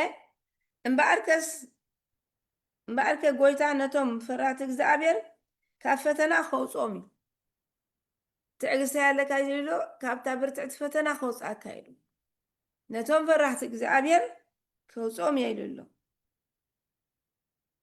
ነቶም ፈራህቲ እግዚኣብሔር ካብ ፈተና ከውፅኦም እየ ንገበርቲ ዓመፃ ግና እናቐፅዐ ንመዓልቲ ፈተና ክሕልዎም ይፈልጥ ኢና ስለዚ ነቶም ንኣምላኽ ዘይእስስዎ ግን ንምንታይ ይፅበዩ ኣለዉ ንናይ ዘለዓለም ጥፍኣት ማለት እዩ ንዝኣምን ፍርሓት እግዚኣብሔር ንዘለዎ ግን ካብቲ ክፉእ ፈተና ካብቲ ናይ ዘለዓለም ዘጥፍእ ፈተና ክሕልወካ ኢሉ በሎ ኣሎ ንቃል ትዕግስተይ ስለ ዝሓለኻዮ ኣነ ድማ ካብታ ነቶም ኣብ ምድሪ ዝነብሩ እትፍትኖም ናብ ኩሉ ዓለም ትመፅእ ሰዓት ፈተና ክሕልወካ እዩ ንኩሉ ሰብ ዝገጥሞ ፈተና እንታይ እዩ ምእማንን ዘይምእማንን እዩ ምክርስቶስ ዘይመኻድን እዩ ስለዚ እምነትካ ኣብ ግዜ ፈተና ከይትጠራጠር ከይትወድቕ ክሕልወካ እዩ ንዓኻ ትዕግስተይ ስለ ዘለካ ስለ ዝተዓዘዝካ ቃለይ ስለ ዝሓዝካ ሽመይ ስለ ዘይከሓትካ ንዓኻ ክሕልወካ እዩ ካብ ኩሉ ፈተና ክሕልወካ ካብ ዝገጥመካ ደብለ ክውፅአካ ካብ ሕማም ካብ ሽቅርቲ ካብ ውትቀድዩ ንኩሉ ሰብ ተጥፍእ ግን ንክርስቶስ ዘይምእማን ስለዚ ካብ ከምዚታት ክሕልወና እዩ ኢና ንብል እግዚኣብሔር ኣምላኽና ተባረኸ ይኹን ኣብ ምዕራፍ 17 ጥቕሲ 6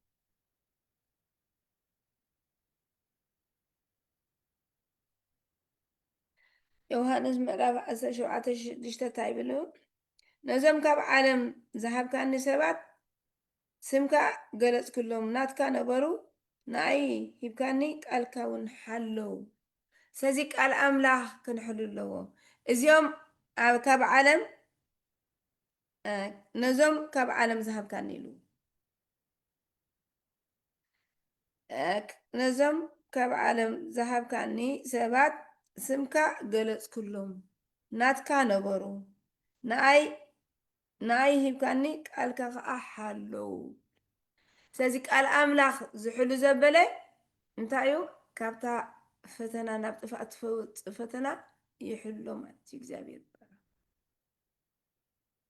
ኣብ 15 ናይ 17 ወንጌል ዮሃንስ ካብቲ ክፉእ ክትሕልዎም እምበር ካብ ዓለም ከተውፅኦም ኣይኮንኩን ዝልምን ዘሎ ክርስቶስ ትልምነሎም ዘሎ ንሓዋርያት ወይ ንዓና ንኩሉ ኣማኒ ማለት እዩ ካብ ዓለም ከተውፅኦም ዘይኮነሲ ካብቲ ክፉእ ከተውፅኦም ኣብዚ ዓለም ኣለና ብምሕዳስ ሓሳብኩም ተለወጥ እምበር ነዚ ዓለም እዚኣ ትምሰልዋ حجي اتبهرياتنا عالم كابتنا حاتيات زبله علماوي زبلك تايو نإجزابير زيت خذت خنكا زيت قالوا انت زي بلكا قالك حليهم قالوا يلو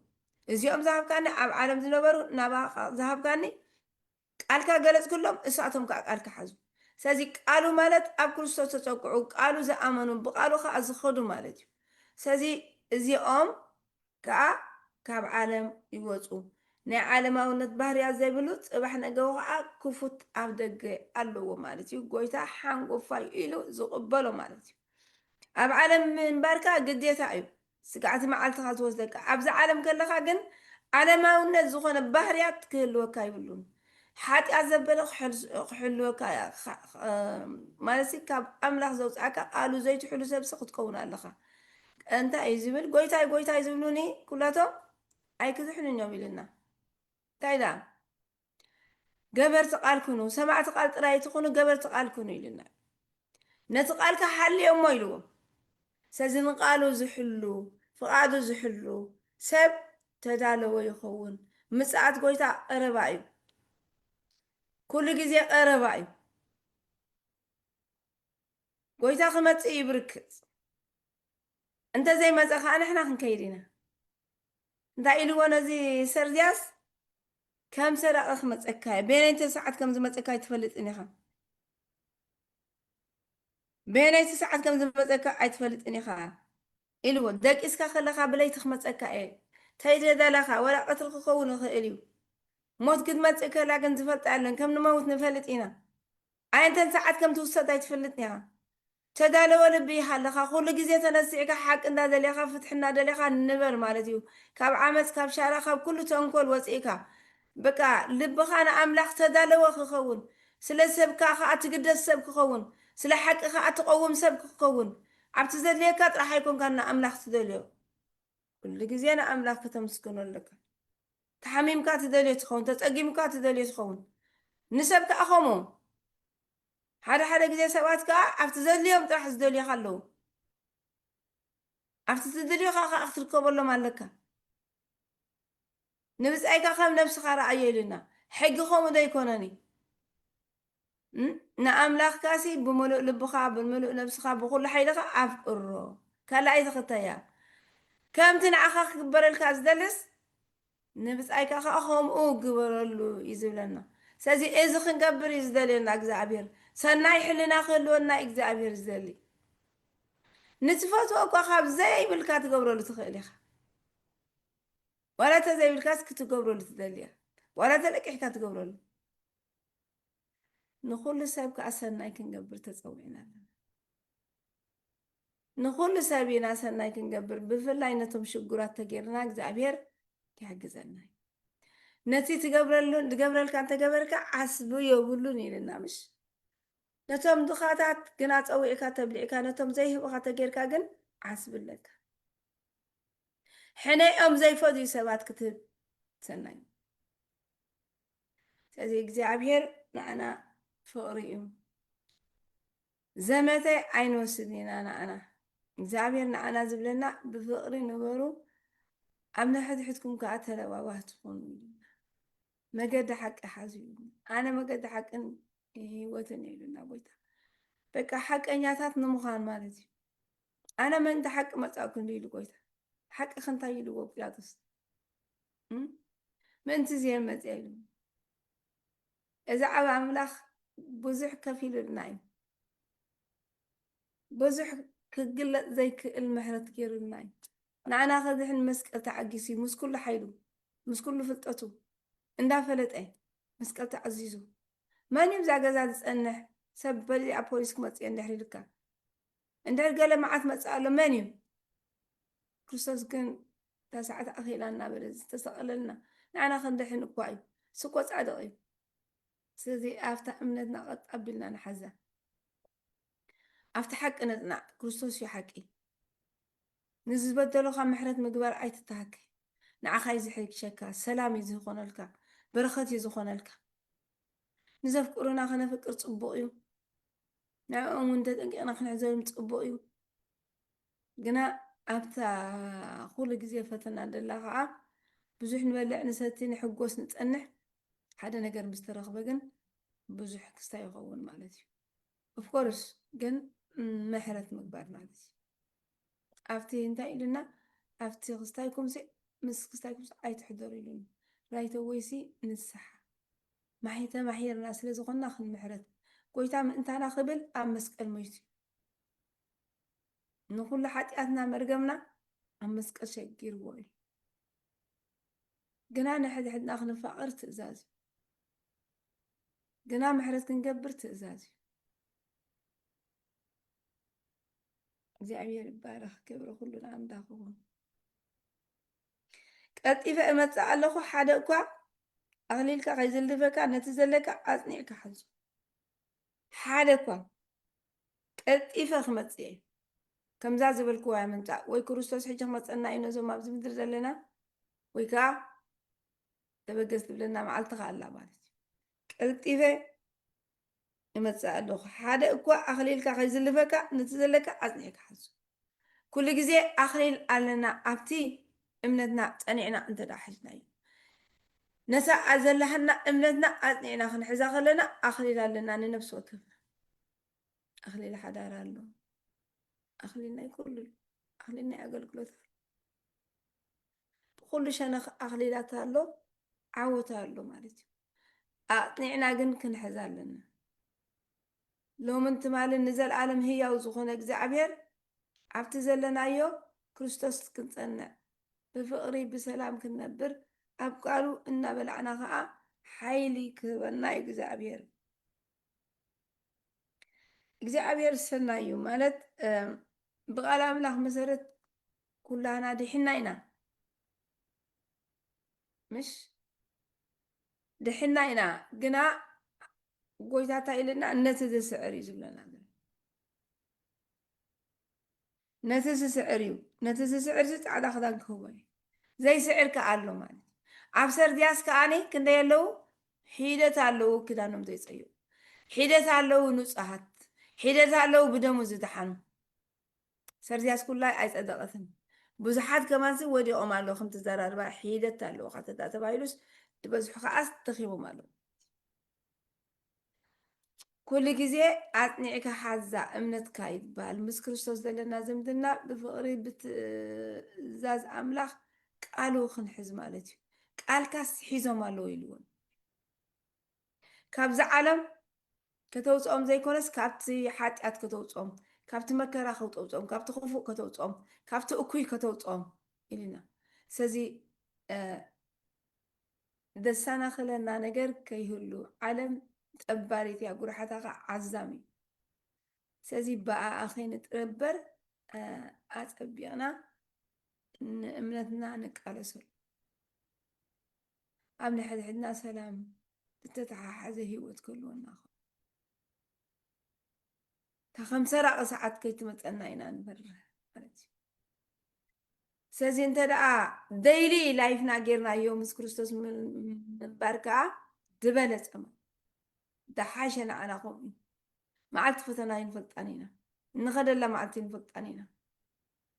سازي نقول تاخ أمس فلتنا يوسي حق إنياتات كوينا خنبر كم مجمر يا زجمرنا يو كوما مالتي نقبرها أفلطو على عقمها حيدتيو نقالي حالي خايون سمعي ويقاي كحد كايون سكع كم زي ما تسيخن كون دخامات كل ودنا اللي قال جيجاتات فلتت قل بقالكن بزخونا يخونسي عبسب سدخو مخانو كلهم حتى يوم كبر أملاق سينهم بتحدى ودو أسأتكم فتصم سبسب يلن كان أملاق زي فتوى نجر كن قبل كعات بوعي كورن سازي تدخامسي على إنه تدخام كاس كدي فالكايل علي جن حش كان لها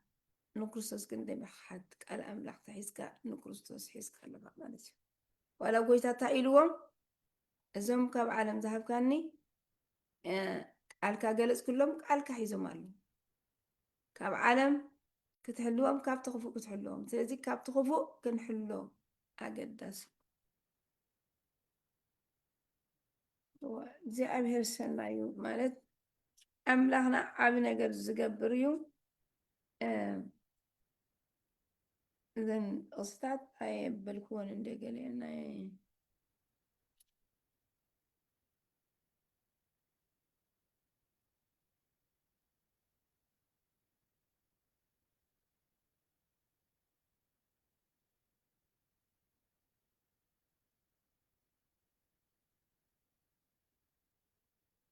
وأب إسياس 22 بزعبة كفوت دقة ክርስቶስ ምዃኑ ዘር ዳዊት ምዃኑ ቃሉ ይነግረልና ማለት እዩ 22 መኽፈቻ ቤት ዳዊት ድማ ኣብ መንክቡ ከንብር እየ ንሱ ይኸፍት ሓደ ዝዓፁ ከዓ የልቦን ንሱ ይዓፁ ሓደ ከዓ ዝኸፍት የልቦን እሱ ምስ ከፈተ ካልእ ክዓፁ ይክእልን እዩ ንሱ ምስ ዓፅኦ ከዓ ዝኸፍት የለን ስለዚ በዚ ኩሉ ዝኽእል ኣምላኽ መን እዩ እዚ ክርስቶስ እዩ መኽፈቻ ቤት ዳዊት ዝሓዘ ማለት እዩ ክርስቶስ ብኣካል ካብ ዘርኢ ዳዊት ካብ ይሁዳ ኮይኑ ካብ ዘርኢ ዳዊት ካብ ዘርኢ ሰሎሙን ከምዚ ኢሉ ዝተወለደ ብስጋ ማለት እዩ ብማርያም ማለት እዩ ስለዚ መኽፈቻ ቤት ዳዊት ዝሓዘ ኢልዎ ኣሎ ክርስቶስ ዓብይ ማለት እዩ ወዲ ዳዊት ክበሃል ኣይሓፈረን ፍቃድ ኣምላኽ እዩ ማለት እዩ ቅዱስ እግዚኣብሔር ግና መን እዩ ኩሉ ዝኽእል ኣምላኽ እዩ ጎይታ የሱስ እዩ መድሓኒ ኩሉ ዓለም እዩ ናይ ኩሉ ዓለም ፍጡር ዘበለ መኽፈቻ ዝሓዘ ናይ ዘለዓለም ሂወት መእተዊ ንኩላና ከድሕን ኢሉ ኣብ ሞት ዘበለ ማለት ተሓሰረ መከራ ፀገበ ዝሞተ ተሰቐለ ዝተስዐ ዝዓረገ ዝምለስ ጎይታ ኩሉ ማዕፆታት ብኡ ጥራሕ እዩ ዝኽፈት ንሱ ጥራሕ ኢሉ ብዝምርምር እዚ መልእኽቲ ካብኡ እዩ እሞ ስለዚ ነዛ ቤተክርስትያን እዚኣ ድማ ክፉት ደገ ዝህባ ንሱ እዩ ማለት እዩ እተን ካልኦት እንታይ ተባሂለን ኣለን ክፉት ደገ ኣለክን ኣይተባህላን ኣላ ተመለሳ ጣዖት ተረኺብክና ኣሎ ተመለሳ ናይ ኒቀላውያን ትምህርቲ ኣለክን ተመለሲ ናይ ቀደም ፍቅሪ ክርስቲዕ ክለኺ ሞት እየ ትብላ ህያው እየ ትብላ ኣለኻ ሞት ኢኻ ተባሂለን እዚኣ ግን ክፉት ደገ ሂበክ ይብላ ኣለዉ ኩሉ ዝኽእል ኣምላኽ ስለዚ ምዚኦም ከምዚኦም ክፉት ደገ ዝሃበና ክንኸውን ንኣምላኽ ከም ፍቓቱ ክንነብር ሓይሊ ሃበና ጉልበት ሃበና ንዓኻ ኢና ንደሊ እናበልና ፌም ከይደለና ሽምና ከንዕቢ ከይደለና ትሒድና ፍቓድካ ክንገብር ክንእዘዝ ክንብል ንእግዚኣብሔር ክሕግዘና ኣሎ ስለምንታይ ነገልግል እኮ እግዚኣብሔር የገድሶ ንምንታይ ኢኻ ከተገልግል ትደሊ ንምንታይ ኢኻ ክትምህር ትደሊ ኣገዳሲ እዩ ንእግዚኣብሔር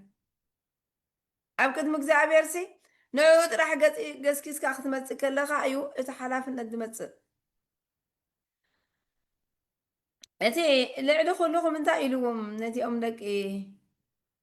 ዘብደወስ እቲ ልዕሊ ኩልኩም ክኸውን ዘሊ እሱ ወይ ባርያ ኩልኩም ክኸውን ኣለዎ ኢሉ ኣነ እንታይ ኢሉ ኣገልጋሊ ሂወተይ ክህብ ዝመፃውክ ኢሉ ጎይታ ሕጂ ኣብዚ ምድሪ ክገዝእ ኣይመፀን ሕጂ ከምኡ ኣርዑተይ ፅሩ ካባይ ተማሃሩ ኢሉና ደሎ ዋና ናይ ኣገልግሎትና ኣገዳስነት እንታይ እዩ ቅንኢ ዝሓድረና ከማና ዝኣመሰሉ ሰባት ክድሕኑ ጥፉዓት ክድሕኑ ክንፅልየሎም ክንምስክረሎም ዲደሎ ድሌትና ስቶ ኮይኑ ጎይታ ክባርኸና እዩ ማለት እዩ እግዚኣብሔር ይመስገን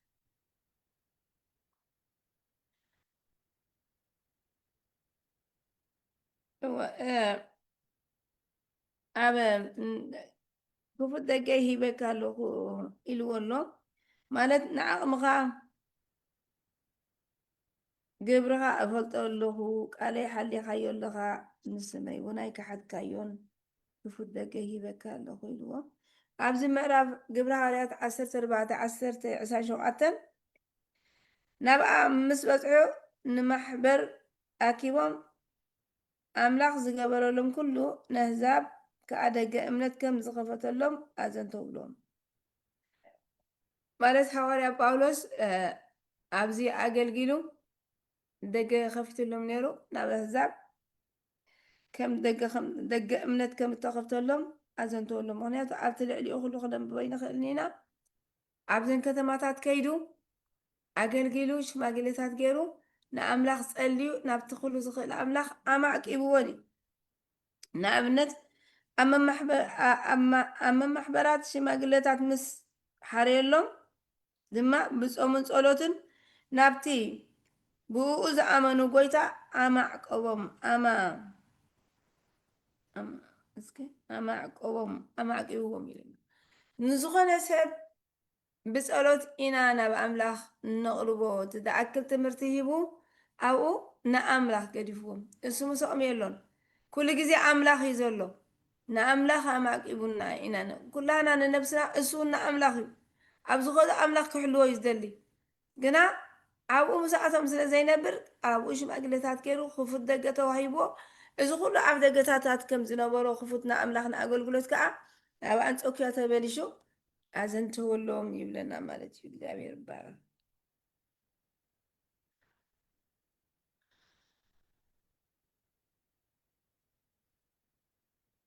أب ناي قصة الشعتة مالتي نايدات قصة الشعتة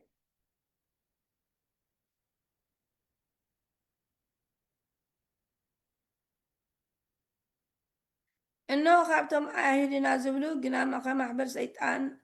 قنا خا يحسوا على إمبر أيهزو سيكونوا بكا الله إنه نساتهم كم زبطوا عبد مقرخان كم سجدوا أنا خم زفكركوا تفوت يومي للنايو እግዚአብሔር ይመስገን ኣብ ኢሳያስ ምዕራፍ 49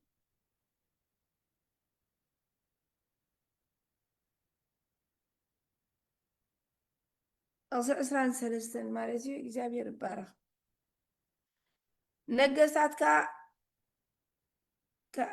ነገስታት ከዓ ምዕቆብ በይትኽን ነገስታቶም ድማ መጉዚታትክን ክኾኑ ብገጾም ኣብ ምድሪ ተደፊኦም ክሰግዱልክ እዩ ተጎጋግርኹም ክልሕሱ እዮም ንስኺ ግና ኣነ እግዚኣብሔር ምዃነይ ነቶም ዝፅበዩኒ ድማ ከም ዘይሓፍሩ ክትፈልጥ ኢኺ እንታይ ኢለ ነይረ ኣንተ ወይ ክትምለሱ ይኽብልዎ ሸይጣን ማለት ኣይሁድና ይሕስቡ ኣለዎ ኣሉ ግና ዓይና ክትፈሪ ማለት ንኣይሁድ እንድዩ ንስኺ ግና ኣነ እግዚኣብሔር ምዃነይ እቶም ዝፅውዕኑ ድማ ከም ዘይሓፍሩ ክትፈልጥ ኢኺ ስለዚ ኣይፈለጠትኒ ነይራ ስለዚ ክፈልጡ እዮም እንታይ ኢሉ ነይሩ ሓሰት እዮም ግና ከዓ ክመፅኦም ክሰግዱ እዮም ኣብ እግርካ ኢልዎም ነይሩ እህበካ ኣለኹ ንሳቶም ከም ዝመፁ ኣብ ቅድሚ እግርካ ከም ዝሰግዱ ኣነ ከም ዘፍቀርኩኻ ከዓ ከም ዝፈልጡ ክገብሮም እየ ኢሉ ስለዚ ኣይፈለጥዎ ነይሮም ክትፈልጡ ኢኹም ክሰግደልኩም እየ ኣነ ግና ንስኺ ግና ኣነ እግዚኣብሔር ኣምላኽ እግዚኣብሔር ምዃነይ ኮተውን ዝፅበዩኒ ድማ ከም ዘይሓፍሩ ክትፈልጡ ስለዚ ክሰግዱሉ እዮም ክፈልጡ እዮም ቅድም ክሒዶሞ እዮም ነይሮም ድሓር ግና ክሕድዎ ዘይኮኑስ ክሰግዱሉ እዮም እዩ ኢሎም ክበኽዩ እዮም ማለት ኣምላኾም ከም ዘይኮነ ኢየሱስ ናይ መድሓኒኦም ከም ዘይኮነ ኣይተቐበልዎን ነይሮም ምስ ፈለጡ ግን ብኡ ኣይክሓፍሩን እዮም ማለት እግዚኣብሔር ይመስገን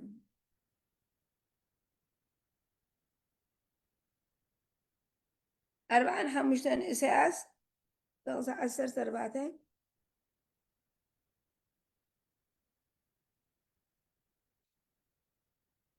እግዚኣብሔር ከምዚ ይብል ፃዕሪ ግብፂ ንግዲ ኢትዮጵያ እቶም ነዊሕ ዝቕመቶም ሰባሳ ናባኺ ኣሕሊፎ ናታትኩም ክኾኑ እዮም ንሳቶም ደድሕሪኺ ክስዕቡ ብመቑሕ ድማ ክሓልፉ እዮም እሞ ብሓቂ ኣምላኽ ኣባኻ እዩ ብጀክኡስ ካልእ ኣምላኽ ከቶ የልቦን እናበሉ ኣብ ቅድሚ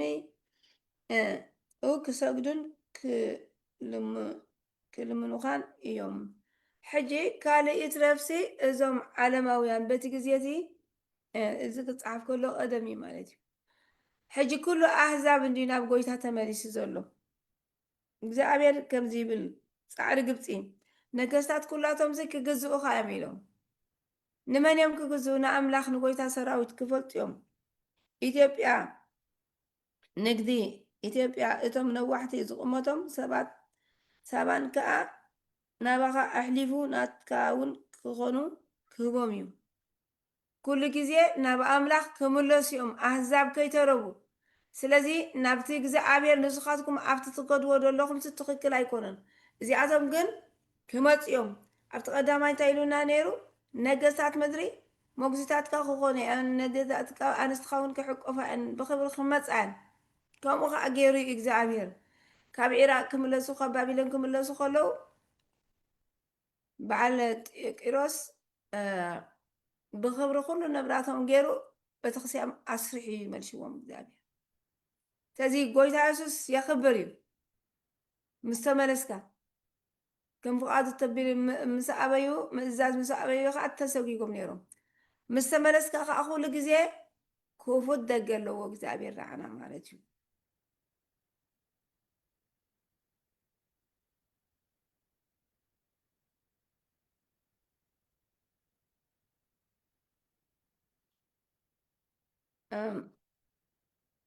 ኣብዚኣ ምዕራፍ 2 ናይ ራእይ ትሽዓተ ፀበባኻን ድኽነትካን ግናኸ ሃብታም ኢኻ ፀርፊ እቶም ኣይሁድና ዝብሉ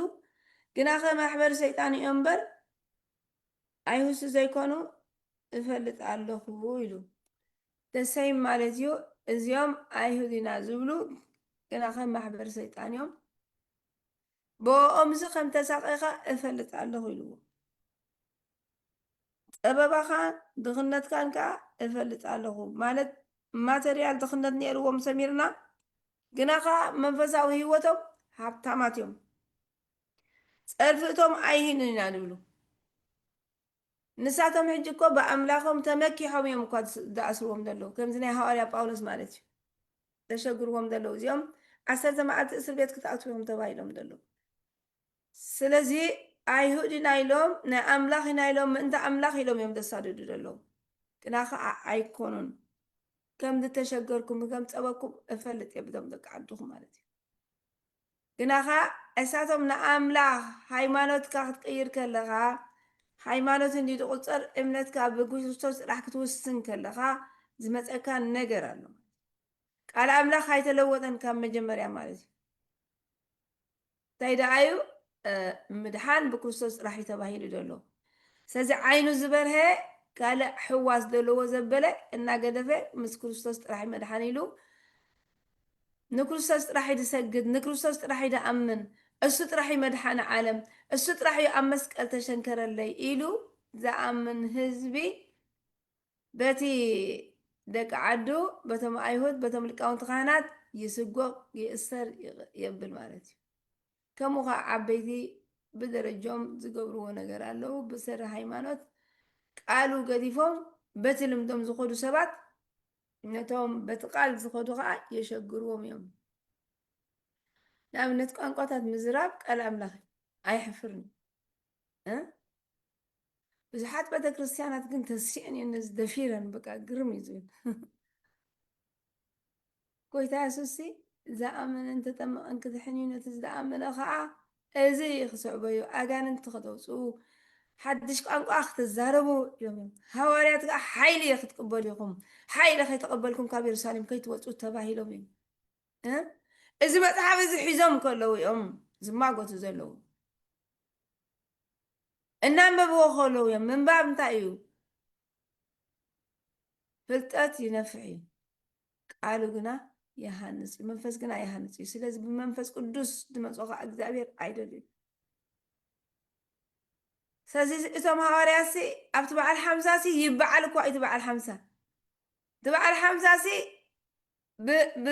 ብዝስተ ብዝብላዕ ኣይኮነን ደበል እቲ በዓል ሓምሳስ መንፈስ ቅዱስ ክወርድ ናይ እግዚኣብሔር መንፈስ ከምቲ ኣብ ሃዋርያት ዝመፆስ ብኣይሲ ክዛረብ መንፈሱስ ናባይ ክመፅእ ስለዚ ኣብ ቤት ኣምላኽ ከለና ከዓ ክንጠፍእ ንኽእል ቋንቋታት ኣይሕፍርን እዩ መንፈስ እግዚኣብሔር ኣይሕፍርን እዩ ወሸለዶ ረኺብና እዮም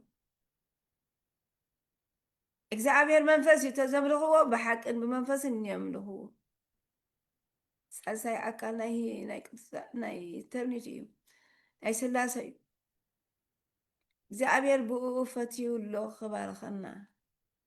ስለዚ እንታይ ንኽብል ኢለ بلمدي عين نمبر بقالو نمبر عبوي عدي كم زبلو وين نمبر عبز قال دبلو دون نمنجست أملاكن أتو تقينا قالوا زبلو إنا خن أتو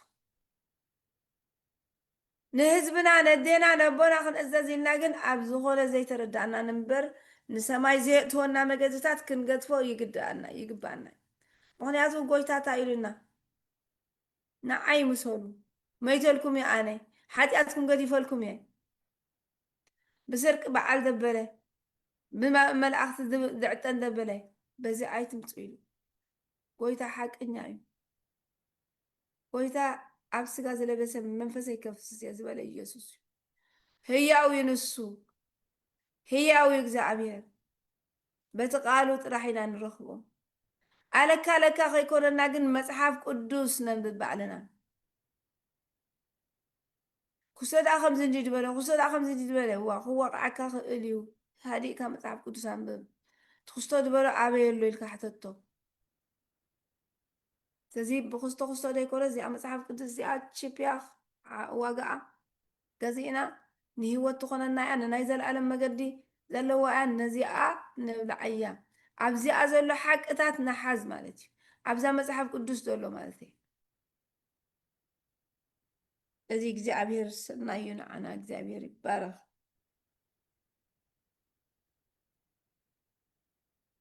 زحفر زربا خاب أفكم أيوصا إلنا له እግዚአብሔር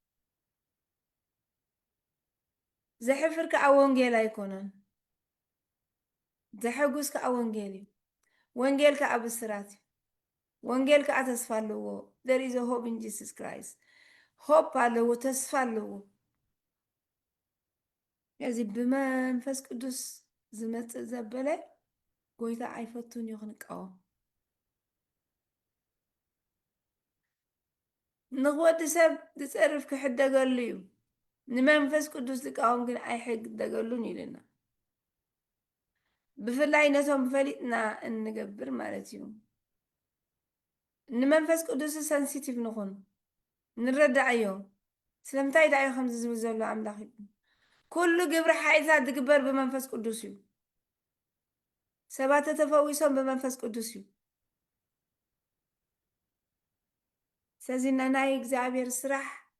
ኩሉ ግዜ መንፈስ እግዚአብሔር ይዘድልየና ነቲ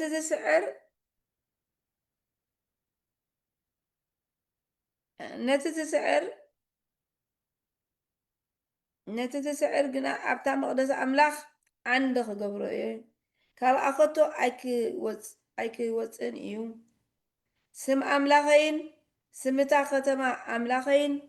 ናይታ ካብ ኣምላኽ ካብ ሰማይ እትወርድ ሓዳስ ኢየሩሳሌም ነቲ ሓድሽ ሰማይ ክፅሕፈሉ እየ ኢሉሉ እቲ ትስዕር እቲ ኣብ እምነቱ ዝጸንዕ እቲ ንክርስቶስ ዝደሊ እቲ ብፍቕሩ ዝተባረኸ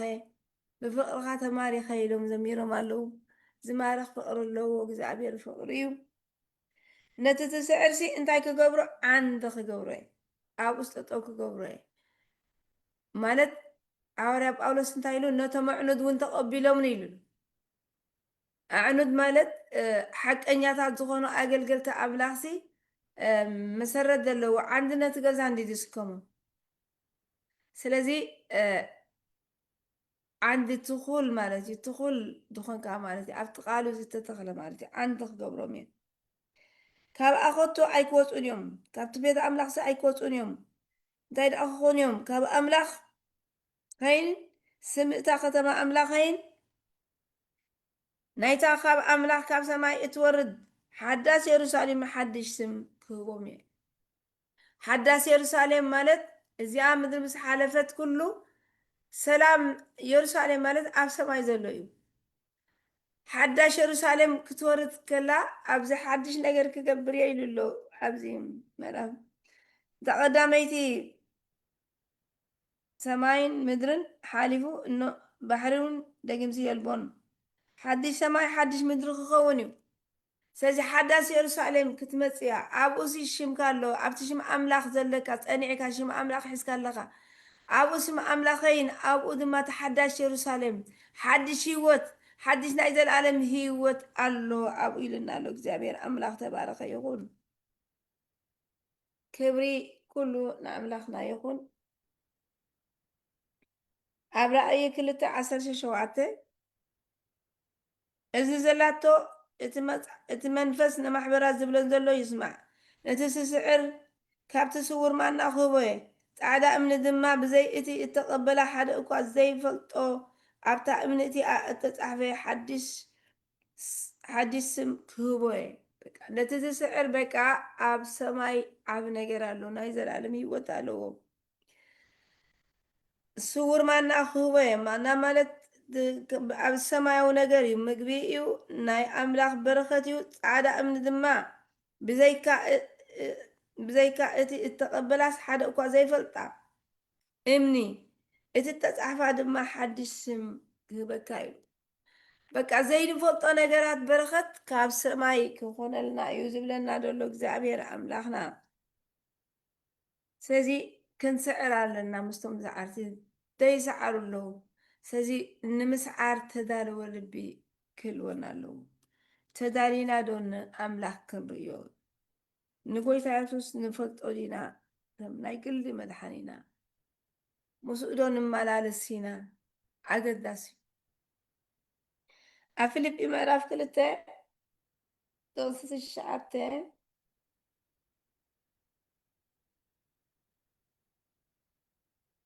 ስለዚ ከዓ ኣብ ሰማያት ኣብ ምድሪ ኣብ ትሕቲ ምድሪ ዘሎ ኩሉ ብርኪ ብስም የሱስ ምእንቲ ክንብርከኽ ልሳን ዘበለ ኩሉ እውን ንክብሪ እግዚኣብሔር ኣቦ የሱስ ክርስቶስ ጎይታ ምዃኑ ክእመኑ እዩ ኣምላኽ ናብ ልዕሊ ኩሉ ልዕል ካብ ልዕሊ ኩሉ ናብ ልዕሊ ኩሉ ልዕል ኣብ ዘበሎ ካብ ኩሉ ስም ልዕል ዝበለ ስሙን ሃቦ ስለዚ ንክርስቶስ የሱ ኣምላኽ ስለዚ ኣብ ሰማያትን ኣብ ምድርን ኣብ ትሕቲ ምድርን ዘሎ ኩሉ ብርኪ እንታይ ክገብር እዩ ብስም የሱስ ምእንቲ ክንብርከኽ ልሳን ዘበለ ድማ እውን ኩሉ ብርኪ ንእግዚኣብሔር ኣቦ ኢሉ የሱስ ክርስቶስ ጎይታ ምዃኑ ክእመን ኩሉ ሰብሲ ኣብ ሰማይ ኣብ ምድሪ ኣብ ትሕቲ ምድሪ ዘሎ ኩሉ ፍጡርሲ የሱስ ጎይታ ክርስቶስ መድሓኒ ዓለም ምዃኑ ጎይታ ምዃኑ ኩሉ ልሳን ኩሉ ብርኪ ክንብርከኸሉ ኩሉ ልሳን ከዓ ኢየሱስ ክርስቶስ ጎይታ እዩ ክብል ሲ ካብ ኩሉ ስም ዝበለፀ ስም ሃቦ ማለት እዩ ኣምላኽ ናብ ልዕሊ ኩሉ ልዕል ዘበሎ ስም ሃቦ ካብ ኩሉ ኣስማት ዝበለፀ ስም ዘለዎ ስም ልዕል ዝበለ ስሙን ዝሃቦ ኢየሱስ ክርስቶስ እዩ እግዚኣብሔር ይባረኽ ክብሪ ንኣምላኽና ይኹን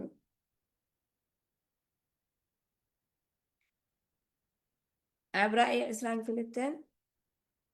21 2 እታ ቅድስቲ ከተማ ሓዳስ የሩሳሌም እንታይ ኢልና ነይሩ ሓዳስ የሩሳሌም ክወርስ እቲ ዝስዕር እታ ቅድስቲ ከተማ ሓዳስ የሩሳሌም ንመርዓዊኣ ኢላ ከም ትዳለወት መርዓት ተዳልያ ካብ ሰማይ ካብ ኣምላኽ ክትወርድ ከላ ሪኢኹ ኢሉ ስለዚ እዚኣ መርዓት ኣምላኽ ኮይና ደላ ቤተክርስትያን እያ እታ የሩሳሌም ከዓ ክትወርድ ከላ ኣብዚ ምድሪ ሓድሽ ሰማይ ማለት እዩ እዚ ሓድሽ ምድሪ ቀዳመይቲ ሰማይ ቀዳመይቲ ምድሪ ሓሊፎም ባሕሪ ደጊም የልቦን እሞ ሓድሽ ሰማይ ሓድሽ ምድሪስ ሪኢኹ ኢሉ እታ ቅድስቲ ከተማ ሓዳስ የሩሳሌም ንመርዓዊኣ ኢላ እተዳለወት መርዓት ተዳልያ ካብ ሰማይ ካብ ኣምላኽ ክትወርድ እያ መርዓዊ ክርስቶስ እዩ እታ ሓዳስ የሩሳሌም ኣብ ምድሪ